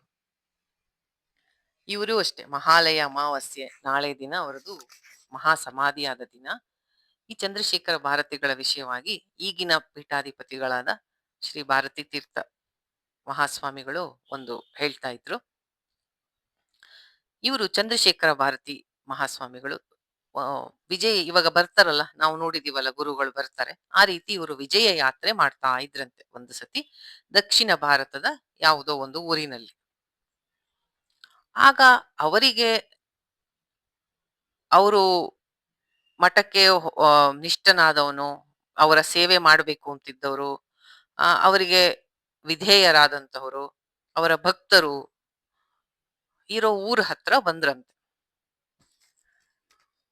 ಆ ಆ ಶಿಷ್ಯನಿಗೆ ತುಂಬಾ ಆನಂದ ಆಯ್ತು, ಗುರುಗಳು ಬಂದಿದ್ದಾರೆ, ಅವ್ರ ದರ್ಶನ ಮಾಡೋಣ. ಯಾಕೆಂದ್ರೆ ನಾವು ಶೃಂಗೇರಿಗೆ ಹೋಗಿ ನೋಡೋದು ಅದು ಒಂದು ಭಾಗ್ಯ. ಆದ್ರೆ ಗುರುಗಳೇ ನಾವಿರೋ ಜಾಗಕ್ಕೆ ಬಂದಾಗ ಅವರ ದರ್ಶನ ಮಾಡದೆ ನಾನು ಅದರಿಂದ ವಂಚಿತನಾಗಬಾರ್ದು ಅಂತ ಗುರುವಿನ ದರ್ಶನಕ್ಕಾಗಿ ಹೋಗ್ಬೇಕು ಅಂತ ಅವನು ಸಿದ್ಧತೆ ಮಾಡ್ಕೋತಾ ಇದ್ದಂತೆ. ಪಕ್ಕದ ಊರಿಗೆ ಬಂದಿದ್ರಂತೆ. ಅವನಿಗೆ ಒಬ್ಬ ಸ್ನೇಹಿತ ಇದ್ದಂತೆ. ಅವನು ಎಲ್ಲೋ UK ಲೋ US ಅಲ್ಲೋ ಎಲ್ಲೋ ಓದ್ಕೊಂಡ್ ಬಂದಿದ್ದ, ಇಂಜಿನಿಯರಿಂಗ್. ಇದೇನೋ ತುಂಬಾ ಹಳೇ ಕತೆ ಅಲ್ಲ, ಜಸ್ಟ್ ಒಂದ್ 70 ಇಯರ್ಸ್ ಹಿಂದೆ ಆಗಿರೋದು. ಸ್ವಲ್ಪ ಎಜುಕೇಟೆಡ್ ಆಗಿದ್ದ. ಅವನಿಗೆ ಸ್ವಲ್ಪ ಈ ವೆಸ್ಟರ್ನ್ ಕಲ್ಚರು, ವೆಸ್ಟರ್ನ್ ಇನ್ಫ್ಲೂಯೆನ್ಸ್ ಜಾಸ್ತಿ ಇತ್ತು. ಅವನು ನಮ್ಮ ಒಂದು ಸಂಸ್ಕೃತಿಯನ್ನೆಲ್ಲ ಒಂದು ಸ್ವಲ್ಪ ತಾತ್ಸಾರ ಹೀನಾಯವಾಗಿ ನೋಡೋದು, ನಗದು ಎಲ್ಲ ಮಾಡ್ತಾ ಇದ್ದ, ಅಪಹಾಸ್ಯ ಮಾಡ್ತಿದ್ದ. ಇವರು ಹೊರಡೋದಕ್ಕೆ ಬಂದಾಗ, ಆದ್ರೆ ಅವರಿಬ್ರು ತುಂಬಾ ಫ್ರೆಂಡ್ಸ್. ಇವ್ರ ಫ್ರೆಂಡ್ಗೆ ಅಂದ್ರಂತೆ, ನೀನು ಬಾ, ಚಂದ್ರಶೇಖರ ಭಾರತಿ ಮಹಾಸ್ವಾಮಿಗಳು ಬಂದಿದ್ದಾರೆ, ಅವರ ದರ್ಶನನೇ ಒಂದು ಭಾಗ್ಯ, ಅವರು ಜೀವನ್ ಮುಕ್ತರು, ಅಂತವ್ರ ದರ್ಶನ ಮಾಡ್ಬೇಕು ಅಂತ ಹೇಳದ್ನಂತೆ. ಆಗ ಇವರು ಆ ಫ್ರೆಂಡ್ ಹೇಳದ್ನಂತೆ, ಇಲ್ಲ ನಾ ಬರೋದಿಲ್ಲ, ನಂಗೆ ಅದೆಲ್ಲ ನಂಬಿಕೆ ಇಲ್ಲ, ನನಗೆ ಅದನ್ನೆಲ್ಲ ನೋಡಿದ್ರೆ ನಂಗೊಂದು ಸ್ವಲ್ಪನೂ ಅದರಲ್ಲಿ ಆಸಕ್ತಿ ಇಲ್ಲ, ನಾ ಬರಲ್ಲ ಅಂತ. ಅದಕ್ಕೆ ಇವ್ರು, ಇಲ್ಲ ನೀನ್ ಒಂದು ಸತಿ ಬಂದು ನೋಡು ಗುರುಗಳನ್ನ, ಒಂದೇ ಒಂದ್ ಸತಿ ನೀನ್ ಬಾ ಅಂತ. ಆಗ ಅವನಂದಂತೆ, ನಾನ್ ಬರ್ತೀನಿ, ಆದ್ರೆ ನೀನು ಅಲ್ಲಿ ನನಗೆ ಪಂಚೆ ಉಟ್ಕೊಂಡ್ ಬಾ, ಶಲ್ಯ ಹೊತ್ಕೋ, ಅದೆಲ್ಲ ಹೇಳ್ಕೊಡ್ತು. ನಂಗ್ ನಂಬಿಕೆ ಇಲ್ಲ, ನಾನು ಪ್ಯಾಂಟ್ ಶರ್ಟ್ ಹಾಕೊಂಡೇ ಬರೋದು. ಇದು ಭಾರತೀ ತೀರ್ಥ ಮಹಾಸ್ವಾಮಿಗಳು ಹೇಳಿದ್ದು. ಅವರಿಗೆ ಪರಮ ಗುರುಗಳು ಚಂದ್ರಶೇಖರ ಭಾರತಿಗಳು. ಅವರ ಗುರುಗಳು ಅಭಿನವ ವಿದ್ಯಾತೀರ್ಥರು, ಭಾರತೀ ತೀರ್ಥರ ಗುರು. ಅವರ ಗುರುವೇ ಚಂದ್ರಶೇಖರ ಮಹಾಸ್ವಾಮಿಗಳು. ನಾನು ಬರೋದಿಲ್ಲ, ನನಗೆ ನಂಬಿಕೆ ಇಲ್ಲ ಅಂತ. ಇಲ್ಲ ಬಾ ಬಾ ಅಂತ ಒತ್ತಾಯ ಮಾಡಿದ್ರೆ ಪ್ಯಾಂಟು ಶರ್ಟ್ ಹಾಕೊಂಡೇ ಬರ್ತೀನಿ. ಆಯ್ತು, ಅಲ್ಲಿ ಬಂದು ಅವ್ರಿಗೆ ನಮಸ್ಕಾರ ಮಾಡು, ಅಡ್ಡು ಬೀಳು, ಹೇಳ್ಕೊಡ್ತು ನೀನು, ನಾ ಸುಮ್ನೆ ನಿನ್ ಜೊತೆ ಬರ್ತೀನಷ್ಟೆ. ಆಯ್ತು ಬಾ ಅಂತ. ಫ್ರೆಂಡ್‌ನ ಕರ್ಕೊಂಡು ಇವ್ರು ಹೋದ್ರಂತೆ. ಅಲ್ಲಿ ಇವ್ರು ಹೋದಾಗ ಗುರುಗಳು ತಮ್ಮ ದಿನನಿತ್ಯದ ಅನುಷ್ಠಾನ ಮಾಡಿ ಹೊರಗಡೆ ಬರ್ತಾ ಇದ್ರಂತೆ. ಅಲ್ಲೆಲ್ಲ ಸುತ್ತ ನಿಂತ ಜನಗಳು ಎಲ್ರೂನು ಕೈ ಮುಕ್ಕೊಂಡು ಗುರುಗಳು ಬಂದ ತಕ್ಷಣ ಎಲ್ರೂ ನಮಸ್ಕಾರ ಮಾಡಿದ್ರಂತೆ. ಇವರಿಬ್ರು ಅವ್ರು ಬಂದಾಗ ಹಿಂಭಾಗದಲ್ಲಿ ಇದ್ರಂತೆ. ಅವರದ್ದು ಒಂದು ಪದ್ಧತಿ. ಯಾಕೆಂದ್ರೆ ಹಿಂದ್ಗಡೆಯಿಂದ ಯಾರಾದ್ರೂ ಪಾಪ ನಮಸ್ಕಾರ ಮಾಡ್ತಿದ್ರೆ ಅವ್ರಿಗೊಂದ್ ಸ್ವಲ್ಪ ಆಶೀರ್ವಾದ ಮಾಡೋಣ ಅಂತ ಒಂದ್ ಸಲ ಹಿಂದೆ ತಿರುಗಿ ನೋಡಿದ್ರಂತೆ. ಅವ್ರ ಫ್ರೆಂಡ್ ಬಂದಿದ್ನಲ್ಲ ಜೊತೆಗೆ ಪ್ಯಾಂಟು ಶರ್ಟ್ ಹಾಕೊಂಡು ನಂಬಿಕೆ ಇಲ್ಲ ಅವನಿಗೆ ನಗು ಅಂದ್ರೆ ನಗು ಬರ್ತಿತ್ತಂತೆ. ಆ ಜನಗಳೆಲ್ಲ ಅವ್ರು ಬಂದ ತಕ್ಷಣ ಬಗ್ಗಿ ನಮಸ್ಕಾರ ಮಾಡೋದು, ಅವ್ರು ತೋರ್ಸ್ತಾ ಇರೋ ಶ್ರದ್ಧೆ ಎಲ್ಲ ಒಂಥರ ಫೂಲಿಶ್ನೆಸ್ ಅನ್ಸ್ತಾ ನಗು ತಡ್ಕೊಳಕ್ ಆಗದೆ ಆ ಕಡೆ ತಿರ್ಕೊಂಡ್ ನಗ್ತಾ ಇದ್ನಂತೆ. ಇವರು ಅದೇ ಯಾರಿಗೆ ನಂಬಿಕೆ ಇತ್ತೋ ಅವ್ರ ಬಗ್ಗಿ ನಮಸ್ಕಾರ ಮಾಡ್ತಿದ್ರಂತೆ. ಸರಿ ಹಿಂಭಾಗದಲ್ಲಿರೋರ್ನ ನೋಡಿ ಅವ್ರಿಗೂ ಒಂದ್ ಸ್ವಲ್ಪ ಆಶೀರ್ವಾದ ಮಾಡೋಣ ಅಂತ ಒಂದು ಸತಿ ಹಿಂದೆ ತಿರುಗದ್ರಂತಷ್ಟೇ ಗುರುಗಳು. ಅವ್ರು ಯಾರ್ ನಗ್ತಾ ನಿಂತಿದ್ನೋ ನಂಬಿಕೆ ಇಲ್ದೇ ಇರೋನು, ಆ ಒಂದ್ ನಿಮಿಷ ಅಷ್ಟೇ ಅಂತೆ ಅವರ ಕಣ್ಣ ದೃಷ್ಟಿ ಇವನ ಮೇಲೆ ಬಿತ್ತಂತೆ. ಆಯ್ತು ಅದೇನಾಯ್ತೋ ಗೊತ್ತಿಲ್ಲ, ಪೂರ್ತಿ ಕೆಳಗ್ ಬಿದ್ದು ಫುಲ್ಲು ದೀರ್ಘದಂಡ ಪ್ರಣಾಮ ಮಾಡಿ ಎಷ್ಟೋ ಹೊತ್ತು ನಮಸ್ಕಾರದ ಇದರಲ್ಲೇ ಇದ್ನಂತೆ. ಹೇಳಪ್ಪ ಅಂದ್ರಂತೆ ಅವರು. ಅದಕ್ಕೆ ಇಲ್ಲ, ನೀವು ನನ್ನನ್ನ ಕ್ಷಮಿಸ್ಬೇಕು. ನಿಮ್ಮನ್ನ ಅಪಹಾಸ್ಯ ಮಾಡಿದ್ದೀನಿ, ಅಕ್ಷಮ್ಯ ಅಪರಾಧ ಮಾಡಿದ್ದೀನಿ. ನನ್ನ ಈ ಅಪರಾಧವನ್ನ ನೀವು ಕ್ಷಮಿಸೋ ತನಕ ನಾನು ಹೇಳೋದಿಲ್ಲ ಅಂತ ಹೇಳಿದ್ನಂತೆ. ನಾನು ಹೇಳು ಹೇಳು, ನಾನೇನು ನಿನ್ನ ಅಪಹಾಸ್ಯನೆಲ್ಲ ಏನು ನಾನೇನಂತ ಸೀರಿಯಸ್ ಆಗಿ ತಗೊಂಡೇ ಇಲ್ಲ. ನೀನ್ ಮುಂದಿನ ಊರಿಗೆ ನಾನು ಮತ್ತೆ ಹೋಗ್ತೀನಿ. ಯಾಕೆಂದ್ರೆ ಅವ್ರದ್ದು ವಿಜಯ ಯಾತ್ರೆ, ಅಲ್ಲಿಗೆ ನನ್ನ ಬಂದು ನೋಡು ನೀನು ಅಂತ ಹೇಳಿದ್ರಂತೆ. ಅವನಿಗೆ ಏನ್ ಅನಿಸ್ತೋ ಗೊತ್ತಿಲ್ಲ, ತಕ್ಷಣ ವಾಪಸ್ ಬಂದವನೆ. ಅವನು ಬ್ರಾಹ್ಮಣ, ಆದ್ರೆ ಏನು ಹಾಕೋತಾ ಇರ್ಲಿಲ್ಲ, ಜನಿವಾರ ಎಲ್ಲ ಹಾಕೊಂಡು ಮತ್ತೆ ಅಲ್ಲಿ ಗುರುಗಳನ್ನ ನೋಡ್ಬೇಕಾದ್ರೆ ಹೇಗೆ ಪಂಚೆ ಉಟ್ಕೋಬೇಕು ಹಾಗೆ ಉಟ್ಕೊಂಡು ಏನೇನು ಕಲಿಬೇಕೋ, ಅವರ ಮುಂದಿನ ಊರಿಗೆ ಹೋಗಬೇಕಾದ್ರೆ ಅವ್ರ ದರ್ಶನ ಮಾಡಕ್ ಮುಂಚೆ ಏನೇನು ಸಿದ್ಧತೆ ಬೇಕೋ ಎಲ್ಲ ಮಾಡಿಕೊಂಡು ಅಲ್ಲಿಗೆ ಹೋಗಿ ಅವರ ದರ್ಶನ ಮಾಡಿ ಅವರು ಹೇಳಿದ ಮಾರ್ಗದರ್ಶನದಲ್ಲೇ ನಡೆದು ಇವಾಗ ಎಂತ ದೊಡ್ಡ ಭಕ್ತರಾಗಿ ಅವರೇ ಅವರ ಅನುಭವವನ್ನ ಬರ್ಕೊಂಡಿರೋದನ್ನ ಇವರು ಹೇಳ್ತಾ ಇದ್ರು, ಭಾರತೀ ತೀರ್ಥರು. ಅರ್ಥ ಆಯ್ತಾ? ನಾನ್ ಕೇಳಿದ್ದು ಪ್ರವಚನ ಭಾರತೀ ತೀರ್ಥರು ಚಂದ್ರಶೇಖರ ಮಹಾಸ್ವಾಮಿಗಳ ಮಹಿಮೆಯನ್ನ ಹೇಳಿದ್ದು. ಯಾರಿಗೆ ಆ ಅನುಭವ ಆಯ್ತೋ ಅವರು ಇಂಗ್ಲಿಷ್ ನಲ್ಲಿ ಒಂದು ಬರ್ದಿದಾರಂತ ಇದನ್ನ. ಈ ಚಂದ್ರಶೇಖರ ಭಾರತಿಗಳು ಪೀಠದಲ್ಲಿ ಒಂದು ಪೀಠಾಧಿಪತಿಗಳು ಅಂದ್ರೆ ಪೀಠದ ಪೂಜೆ ಇರುತ್ತೆ, ಕೆಲಸ ಇರುತ್ತೆ ಎಷ್ಟೊಂದು. ಆದ್ರೆ ಅವ್ರಿಗೆ ಯಾವುದನ್ನು ಮಾಡಬೇಕಾದಾಗ್ಲೂ ಅವರು ಮಹಾ ಸಮಾಧಿ ಸ್ಥಿತಿಗೆ ಹೊರಟೋಗ್ತಿದ್ರಂತೆ. ಅವ್ರಿಗೆ ಅದು ಮಾಡಕ್ಕೆ ಆಗ್ತಿರ್ಲಿಲ್ಲ. ಈಗ ನಾನು ಅವಾಗ್ಲೇ ಹೇಳಿದ್ನಲ್ಲ, ಸಚ್ಚಿದಾನಂದ ಸ್ವರೂಪ, ಆ ಸಮಾಧಿ ಸ್ಥಿತಿಯಲ್ಲಿ ಇರ್ತಿದ್ರು. ಅವ್ರಿಗೆ ಯಾರಾದ್ರೂ ಫಲ ಅಕ್ಷತೆ ಇಸ್ಕೋಬೇಕಾದ್ರೂ ಅವರು ಆ ದಿವ್ಯ ಆನಂದದಲ್ಲಿದ್ದು ಎಲ್ರಿಗೂ ಕೊಡ್ತಾ ಇರ್ತಿದ್ರು. ಅವರಿಗೆ ನಿತ್ಯ ಅನುಷ್ಠಾನಗಳನ್ನ ಮಾಡದೇ ಕಷ್ಟ ಆಗೋಗ್ತಿತ್ತಂತೆ. ಯಾಕೆಂದ್ರೆ ಅವರಿಗೆ ದೇಹ ಭಾವನೆ ಇರ್ಲಿಲ್ಲ.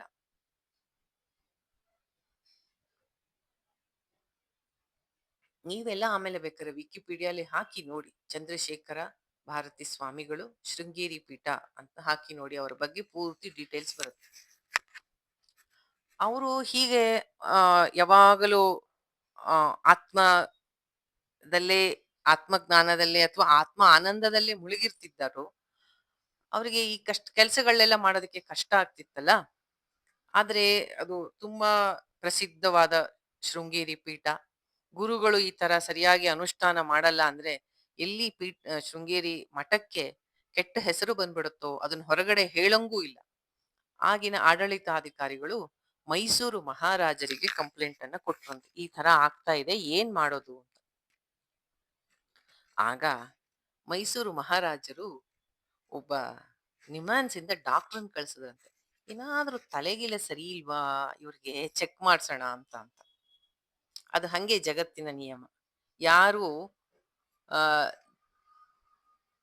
ಎಲ್ಲರ ಹಂಗೆ ನಾವಿರ್ಬೇಕು. ಎಲ್ಲರೂ ಹೊರಗಿನ ಜಗತ್ತಿನಲ್ಲಿ ಓಡ್ತಾರೆ ಎಲ್ಲದಕ್ಕೂ ಅಂದ್ರೆ ನಾವು ಹಂಗ್ ಓಡಿದ್ರೆ ನಾರ್ಮಲ್ ಅಂತ. ಇಲ್ಲ ಅದೆಲ್ಲ ಬೇಡ ಅಂತ ಆತ್ಮಜ್ಞಾನಿ ಆಗಿದ್ರೆ ಏನೋ ತಲೆ ಸರಿ ಇಲ್ವಾ ಇವ್ರಿಗೆ ಅಂತಾನೆ ಜಗತ್ತು ನೋಡೋದು. ಆದ್ರಿಂದ ಒಬ್ಬ ನಿಮ್ಹಾನ್ಸ್‌ನ ಡಾಕ್ಟರ್‌ನ ಕಳಿಸಿದ್ರಂತೆ. ಅವರು ದೊಡ್ಡ ಗುಡುಗಳು, ಧರ್ಮ ಪೀಠದಲ್ಲಿ ಕೂತಿರೋರು. ಅವ್ರನ್ನ ಹಂಗೆಲ್ಲ ಚೆಕ್ ಮಾಡಕ್ಕಾಗಲ್ಲ. ದೂರದಿಂದಾನೇ ಅಬ್ಸರ್ವ್ ಮಾಡ್ತೀನಿ ಅಂತ ಒಂದ್ 15 ದಿನ ಶೃಂಗೇರಿಲೇ ಇರ್ತೀನಿ ಅಂತ ಇದ್ದು ನೋಡ್ತಿದ್ರಂತೆ. ಇಲ್ಲ ನಾರ್ಮಲ್ ಆಗೇ ಕಾಣತ್ತಲ್ಲ ಅವ್ರ ಅನುಷ್ಠಾನ, ಪೂಜೆ ಎಲ್ಲಾನು. ಏನು ಒಂಥರ ಆ ತರ ತಲೆ ಭ್ರಾಂತಿ ಆದಂಗೆಲ್ಲ ಏನು ಕಾಣಲ್ವಲ್ಲ ಅಂತ ಅನ್ಕೋತಾ ಇದ್ರಂತವ್ರು. ಒಂದ್ 15 ದಿನ ನೋಡಿದ್ರು. ಆ ಡಾಕ್ಟ್ರಿಗ್ ಏನು ಗೊತ್ತಾಗ್ಲಿಲ್ವಂತೆ. ಅವರು ಹೊರಡೋ ಮುಂದೆ ಇನ್ನೇನ್ ಹೊರಡ್ತೀನಿ ಬೆಂಗಳೂರಿಗೆ ವಾಪಸ್ಸು ತನ್ನ ಕೆಲ್ಸಕ್ಕೆ ಅಂತ ಬಂದ್ರಂತೆ. ಫಲ ಅಕ್ಷತೆ ಕೊಡ್ಬೇಕಾರೆ ಡಾಕ್ಟ್ರಿಗ್ ಅಂದ್ರಂತೆ. ನೀವು ಬಂದ ಕೆಲ್ಸ ಆಯ್ತಾ ಅಂತ ಅಂದ್ರಂತೆ. ಅದಕ್ಕೆ ಡಾಕ್ಟ್ರಿಗ್ ಏನ್ ಹೇಳ್ಬೇಕು ಅಂತ ಗೊತ್ತಾಗ್ಲಿಲ್ವಂತೆ. ತುಂಬಾ ಸಂಕೋಚ. ಇವ್ರನ್ನ ಟ್ರೀಟ್ ಮಾಡಕ್ಕಲ್ವಾ ಬಂದಿದ್ದಿದ್ದು. ತುಂಬಾ ಸಂಕೋಚ ಆಯ್ತಂತೆ. ಸುಮ್ನೆ ತಲೆ ಬಗ್ಗಿಸ್ಕೊಂಡ್ ನಿಂತ್ಕೊಂಡ್ರಂತೆ. ನಿಮ್ ತಾಯಿಯವ್ರು ಹುಷಾರಾಗಿದಾರಾ ಅಂತ ಕೇಳಿದ್ರಂತೆ. ಅದೇನಾಗಿತ್ತಂತೆ ಅಂತಂದ್ರೆ ಈ ಡಾಕ್ಟರ್ ತಾಯಿಗೆ ಇವ್ರು ಚಿಕ್ಕ ಹುಡುಗ ಇದ್ದಾಗ ಅವ್ರ ತಾಯಿಗೆ ಹುಷಾರಿರ್ತಿರ್ಲಿಲ್ಲಂತೆ. ಎಷ್ಟೋ ಜನಕ್ಕೆ ತೋರ್ಸಿದ್ರು. ಅದು ಗುಣ ಆಗದೆ ಇದ್ದಾಗ ಇವ್ರ ಹತ್ರ ಬಂದು ವಿಭೂತಿಯನ್ನ ಇಸ್ಕೊಂಡು ಅವ್ರ ತಾಯಿ ಹುಷಾರಾಗಿದ್ರಂತೆ. ಅಂತ ಮಹಾಮಹಿಮರವರು ಚಂದ್ರಶೇಖರ ಭಾರತಿಗಳು. ಅವರ ಹತ್ರ ಕೆಲವು ಇನ್ಸಿಡೆಂಟ್ಸ್ ನ ಹೇಳ್ತೀನಿ. ಅವರ ಹತ್ರ ಒಂದು ಸಲ ಒಬ್ಬ ಬಡವ ಬರ್ತಾನೆ. ಬಡವ ಬಂದು ಅವನಿಗೆ 2-3 ಜನ ಹೆಣ್ಮಕ್ಳು. ಮಗಳಿಗೆ ಮದುವೆ ಗೊತ್ತಾಗಿರುತ್ತೆ. ನನ್ನ ಮಗಳ ಮದುವೆ ಮಾಡ್ಬೇಕು. ನನ್ನ ಹತ್ರ ಹಣ ಇಲ್ಲ. ದಯಮಾಡಿ ಮಠದ ಕಡೆಯಿಂದ ನನಗೆ ಸ್ವಲ್ಪ ಸಹಾಯ ಮಾಡಿಸಿ ಅಂತ ಕೇಳ್ತಾನೆ. ಆಗ ಆಗಿದ್ದಂತಹ ಅಡ್ಮಿನಿಸ್ಟ್ರೇಟರ್ಗೆ ಅವ್ರು ಹೇಳ್ತಾರೆ, ಸ್ವಲ್ಪ ಬಡವ ಇದ್ದಾನೆ, ಪಾಪ ಮಗಳಿಗೆ ಮದುವೆ ಮಾಡ್ಬೇಕಂತೆ, ಸ್ವಲ್ಪ ಅವ್ರಿಗೆ ಸಹಾಯ ಮಾಡಿ ಅಂತ ಹೇಳ್ತಾರೆ. ಗುರುಗಳ ಮುಂದೆ ಅವ್ರೇನು ಮಾತಾಡಕ್ಕಾಗಲ್ಲ. ಹ್ಞೂ ಅಂತ ಒಪ್ಕೊಂಡ್ಬಿಟ್ಟು ಅವನು ವಾಪಸ್ ಅಲ್ಲಿ ಹೋದಾಗ ಆ ಆಡಳಿತಕಾರಿ ಅಂದ್ರಂತೆ, ಏನು ನಿನ್ ಮಗಳ ಮದುವೆ ಮಾಡಕ್ಕೆ ಮಠದಿಂದ ದುಡ್ಡು ಕೇಳ್ತೀಯಲ್ಲ? ನಿನ್ಗೆ ಮದುವೆ ಮಾಡಕ್ಕೆ ಹಣ ಇಲ್ಲ ಅಂದ್ರೆ, ಯೋಗ್ಯತೆ ಇಲ್ಲ ಅಂದ್ರೆ ನೀನ್ ಯಾಕೆ ಬಂದು ಇಲ್ಲಿ ಸಹಾಯ ಕೇಳ್ತೀಯ? ನಿನ್ ಮಗಳು ಮದುವೆ ಮಾಡೋದಕ್ಕೇನು ಮಠ ಏನೋ ಅದಕ್ಕೆ ಬರ್ಕೊಟ್ಟಿದ್ಯಾ ನಿನಗೆ ಅಂತ ಹಂಗೆ ಹಿಂಗೆ ಅಂತೆಲ್ಲ ಅವನಿಗೆ ಬೈದ್ಬಿಟ್ಟು ಚೆನ್ನಾಗಿ ಅವನಿಗೆ ಸ್ವಲ್ಪ ಆ, 5 ರೂಪಾಯಿ ಕೊಟ್ಬಿಟ್ಟು ಕಳಿಸಿದ್ರಂತೆ. ನಾನು ಇದನ್ನ ನೋಡಿದ್ದೀನಿ ನಾನು.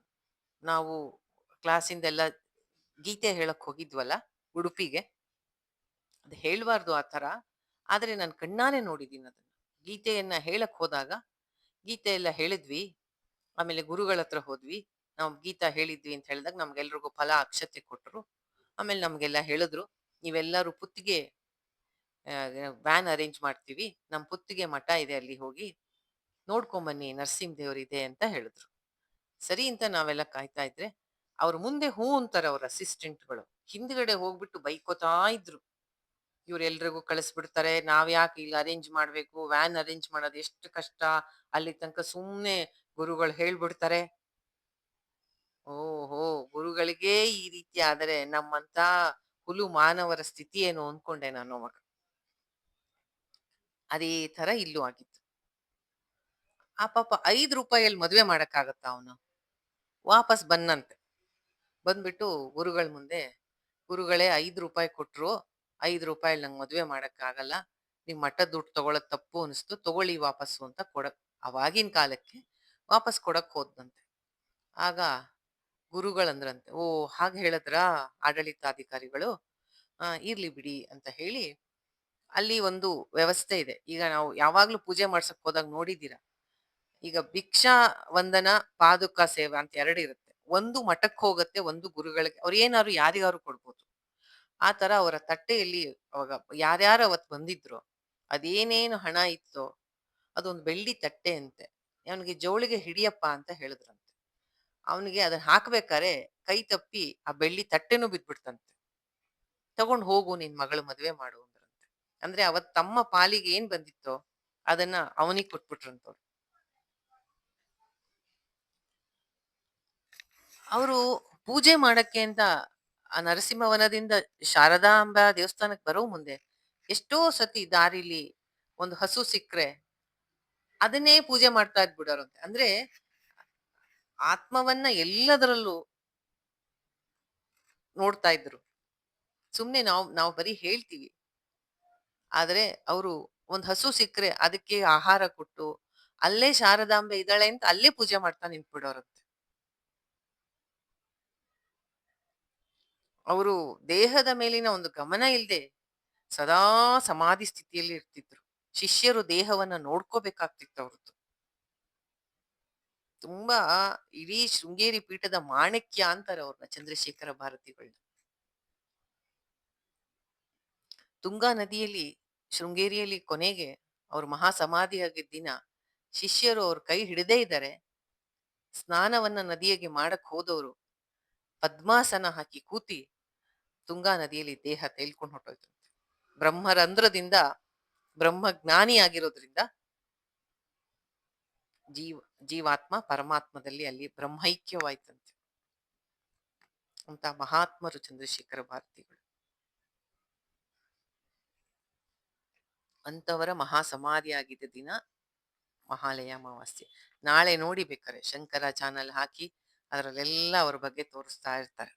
ಗುರುಗಳು ಪೂಜೆ ಮಾಡ್ತಾರೆ. ಶೃಂಗೇರಿಯಲ್ಲಿ ಅವರ ಮಹಾ ಸಮಾಧಿ ಇದೆ.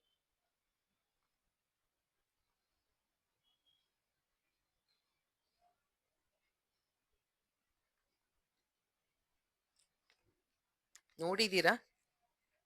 ಫೋಟೋ ನೋಡಿದೀರಾ ಅವ್ರದ್ದು? ಅವ್ರ ದೇಹ ತೇಲೋಯ್ತು ಅಂದ್ರೆ ಮತ್ತೆ ಅವ್ರ ಬೃಂದಾವನ ಕಟ್ತಾರಲ್ಲ ಮತ್ತೆ ಹಾ, ಸಮಾಧಿ ಮಾಡ್ತಾರಲ್ಲ, ಅದು ಹೇಗ್ ಮಾಡ್ತಾರೆ? ಅಲ್ಲ, ಶಿಷ್ಯಂದ್ರು ನೋಡಿ ಬಟ್ಟೆ ಒಗಿತಾ ಇದ್ರಂತ ಅವ್ರದ್ದು. ಓಡ್ ಹೋಗಿ ಗುರುಗಳೇ ಗುರುಗಳೇ ಅಂತ ಕೇಳಿ ಹಿಡ್ಕೊಳಕ್ ಹೋಗ್ತಿದಾರಂತೆ. ದೇಹ ಮುಂದ್ ಹೋಗ್ತಾ ಇದೆಯಂತೆ. ಆಮೇಲೆ ಓಡ್ ಹೋಗಿ ಹಿಡ್ಕೊಂಡ್ರಂತೆ ದೇಹವನ್ನ ಶಿಷ್ಯಂದ್ರು. 4-5 ಜನ ಇದ್ರಲ್ಲ, ಅವ್ರಿಗೆಲ್ಲ ಗೊತ್ತಿತ್ತು ಅವ್ರು ಯಾವಾಗ್ಲೂ ಆ ಸಮಾಧಿ ಸ್ಥಿತಿಲಿ ಇರ್ತಿದ್ರು ಅಂತ. ಆದ್ರಿಂದ ಶಿಷ್ಯಂದ್ರು ಓಡ್ ಹೋದ್ರಂತೆ. ಹಿಂದೆ ಹೋಗಿ ಸರ್ರಂತ ಈಜ್ಬಿಟ್ಟು ಹೋಗಿ ಆ ದೇಹವನ್ನು ಹಿಡ್ಕೊಂಡ್ರಂತೆ ಶಿಷ್ಯಂದ್ರು. ಅಷ್ಟೊತ್ತಿಗೆ ದೇಹ ಬಿಟ್ಬಿಟ್ಟಿದ್ರಂತವ್ರು. ಆಮೇಲೆ ಬೃಂದಾವನ ಆಮೇಲೆ ಮಾಡ್ತಾರೆ, ಬೃಂದಾವನ ಮಾಡ್ತಾರೆ ಅವ್ರಿಗೆ. ಅವ್ರದ್ದು ಎಷ್ಟೋ ಜೀವನದಲ್ಲಿ ಈ ತರ ಘಟನೆಗಳು ತುಂಬಾ ನಡೆದಿದೆ ಅವ್ರ ಲೈಫಲ್ಲಿ.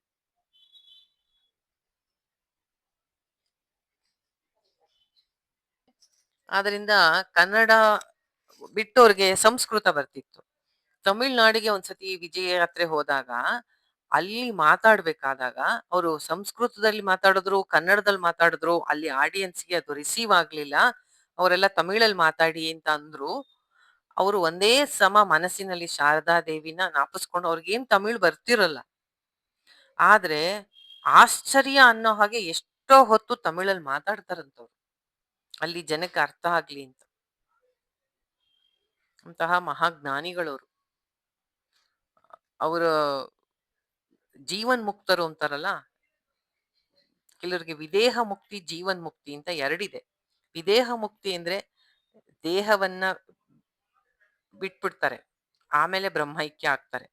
ಜೀವನ್ ಮುಕ್ತರು ಅಂದ್ರೆ ರಮಣ ಮಹರ್ಷಿ ತರದವರು, ಇವರಂಥವ್ರು ಸದಾಶಿವ ಬ್ರಹ್ಮೇಂದ್ರರು ಅವರೆಲ್ಲರೂ.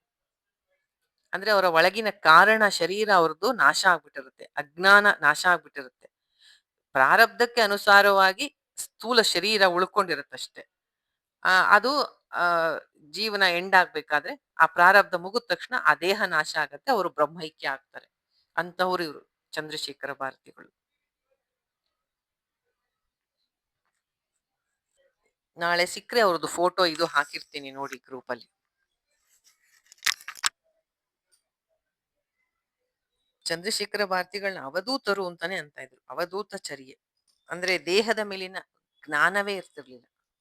ಎಷ್ಟೋ ಎಷ್ಟೋ ದಿನಗಳು ಸಮಾಧಿ ಸ್ಥಿತಿಯಲ್ಲಿ ಇರ್ತಿದ್ರು.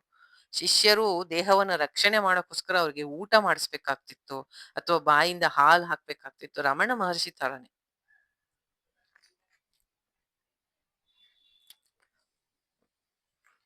ಸೊ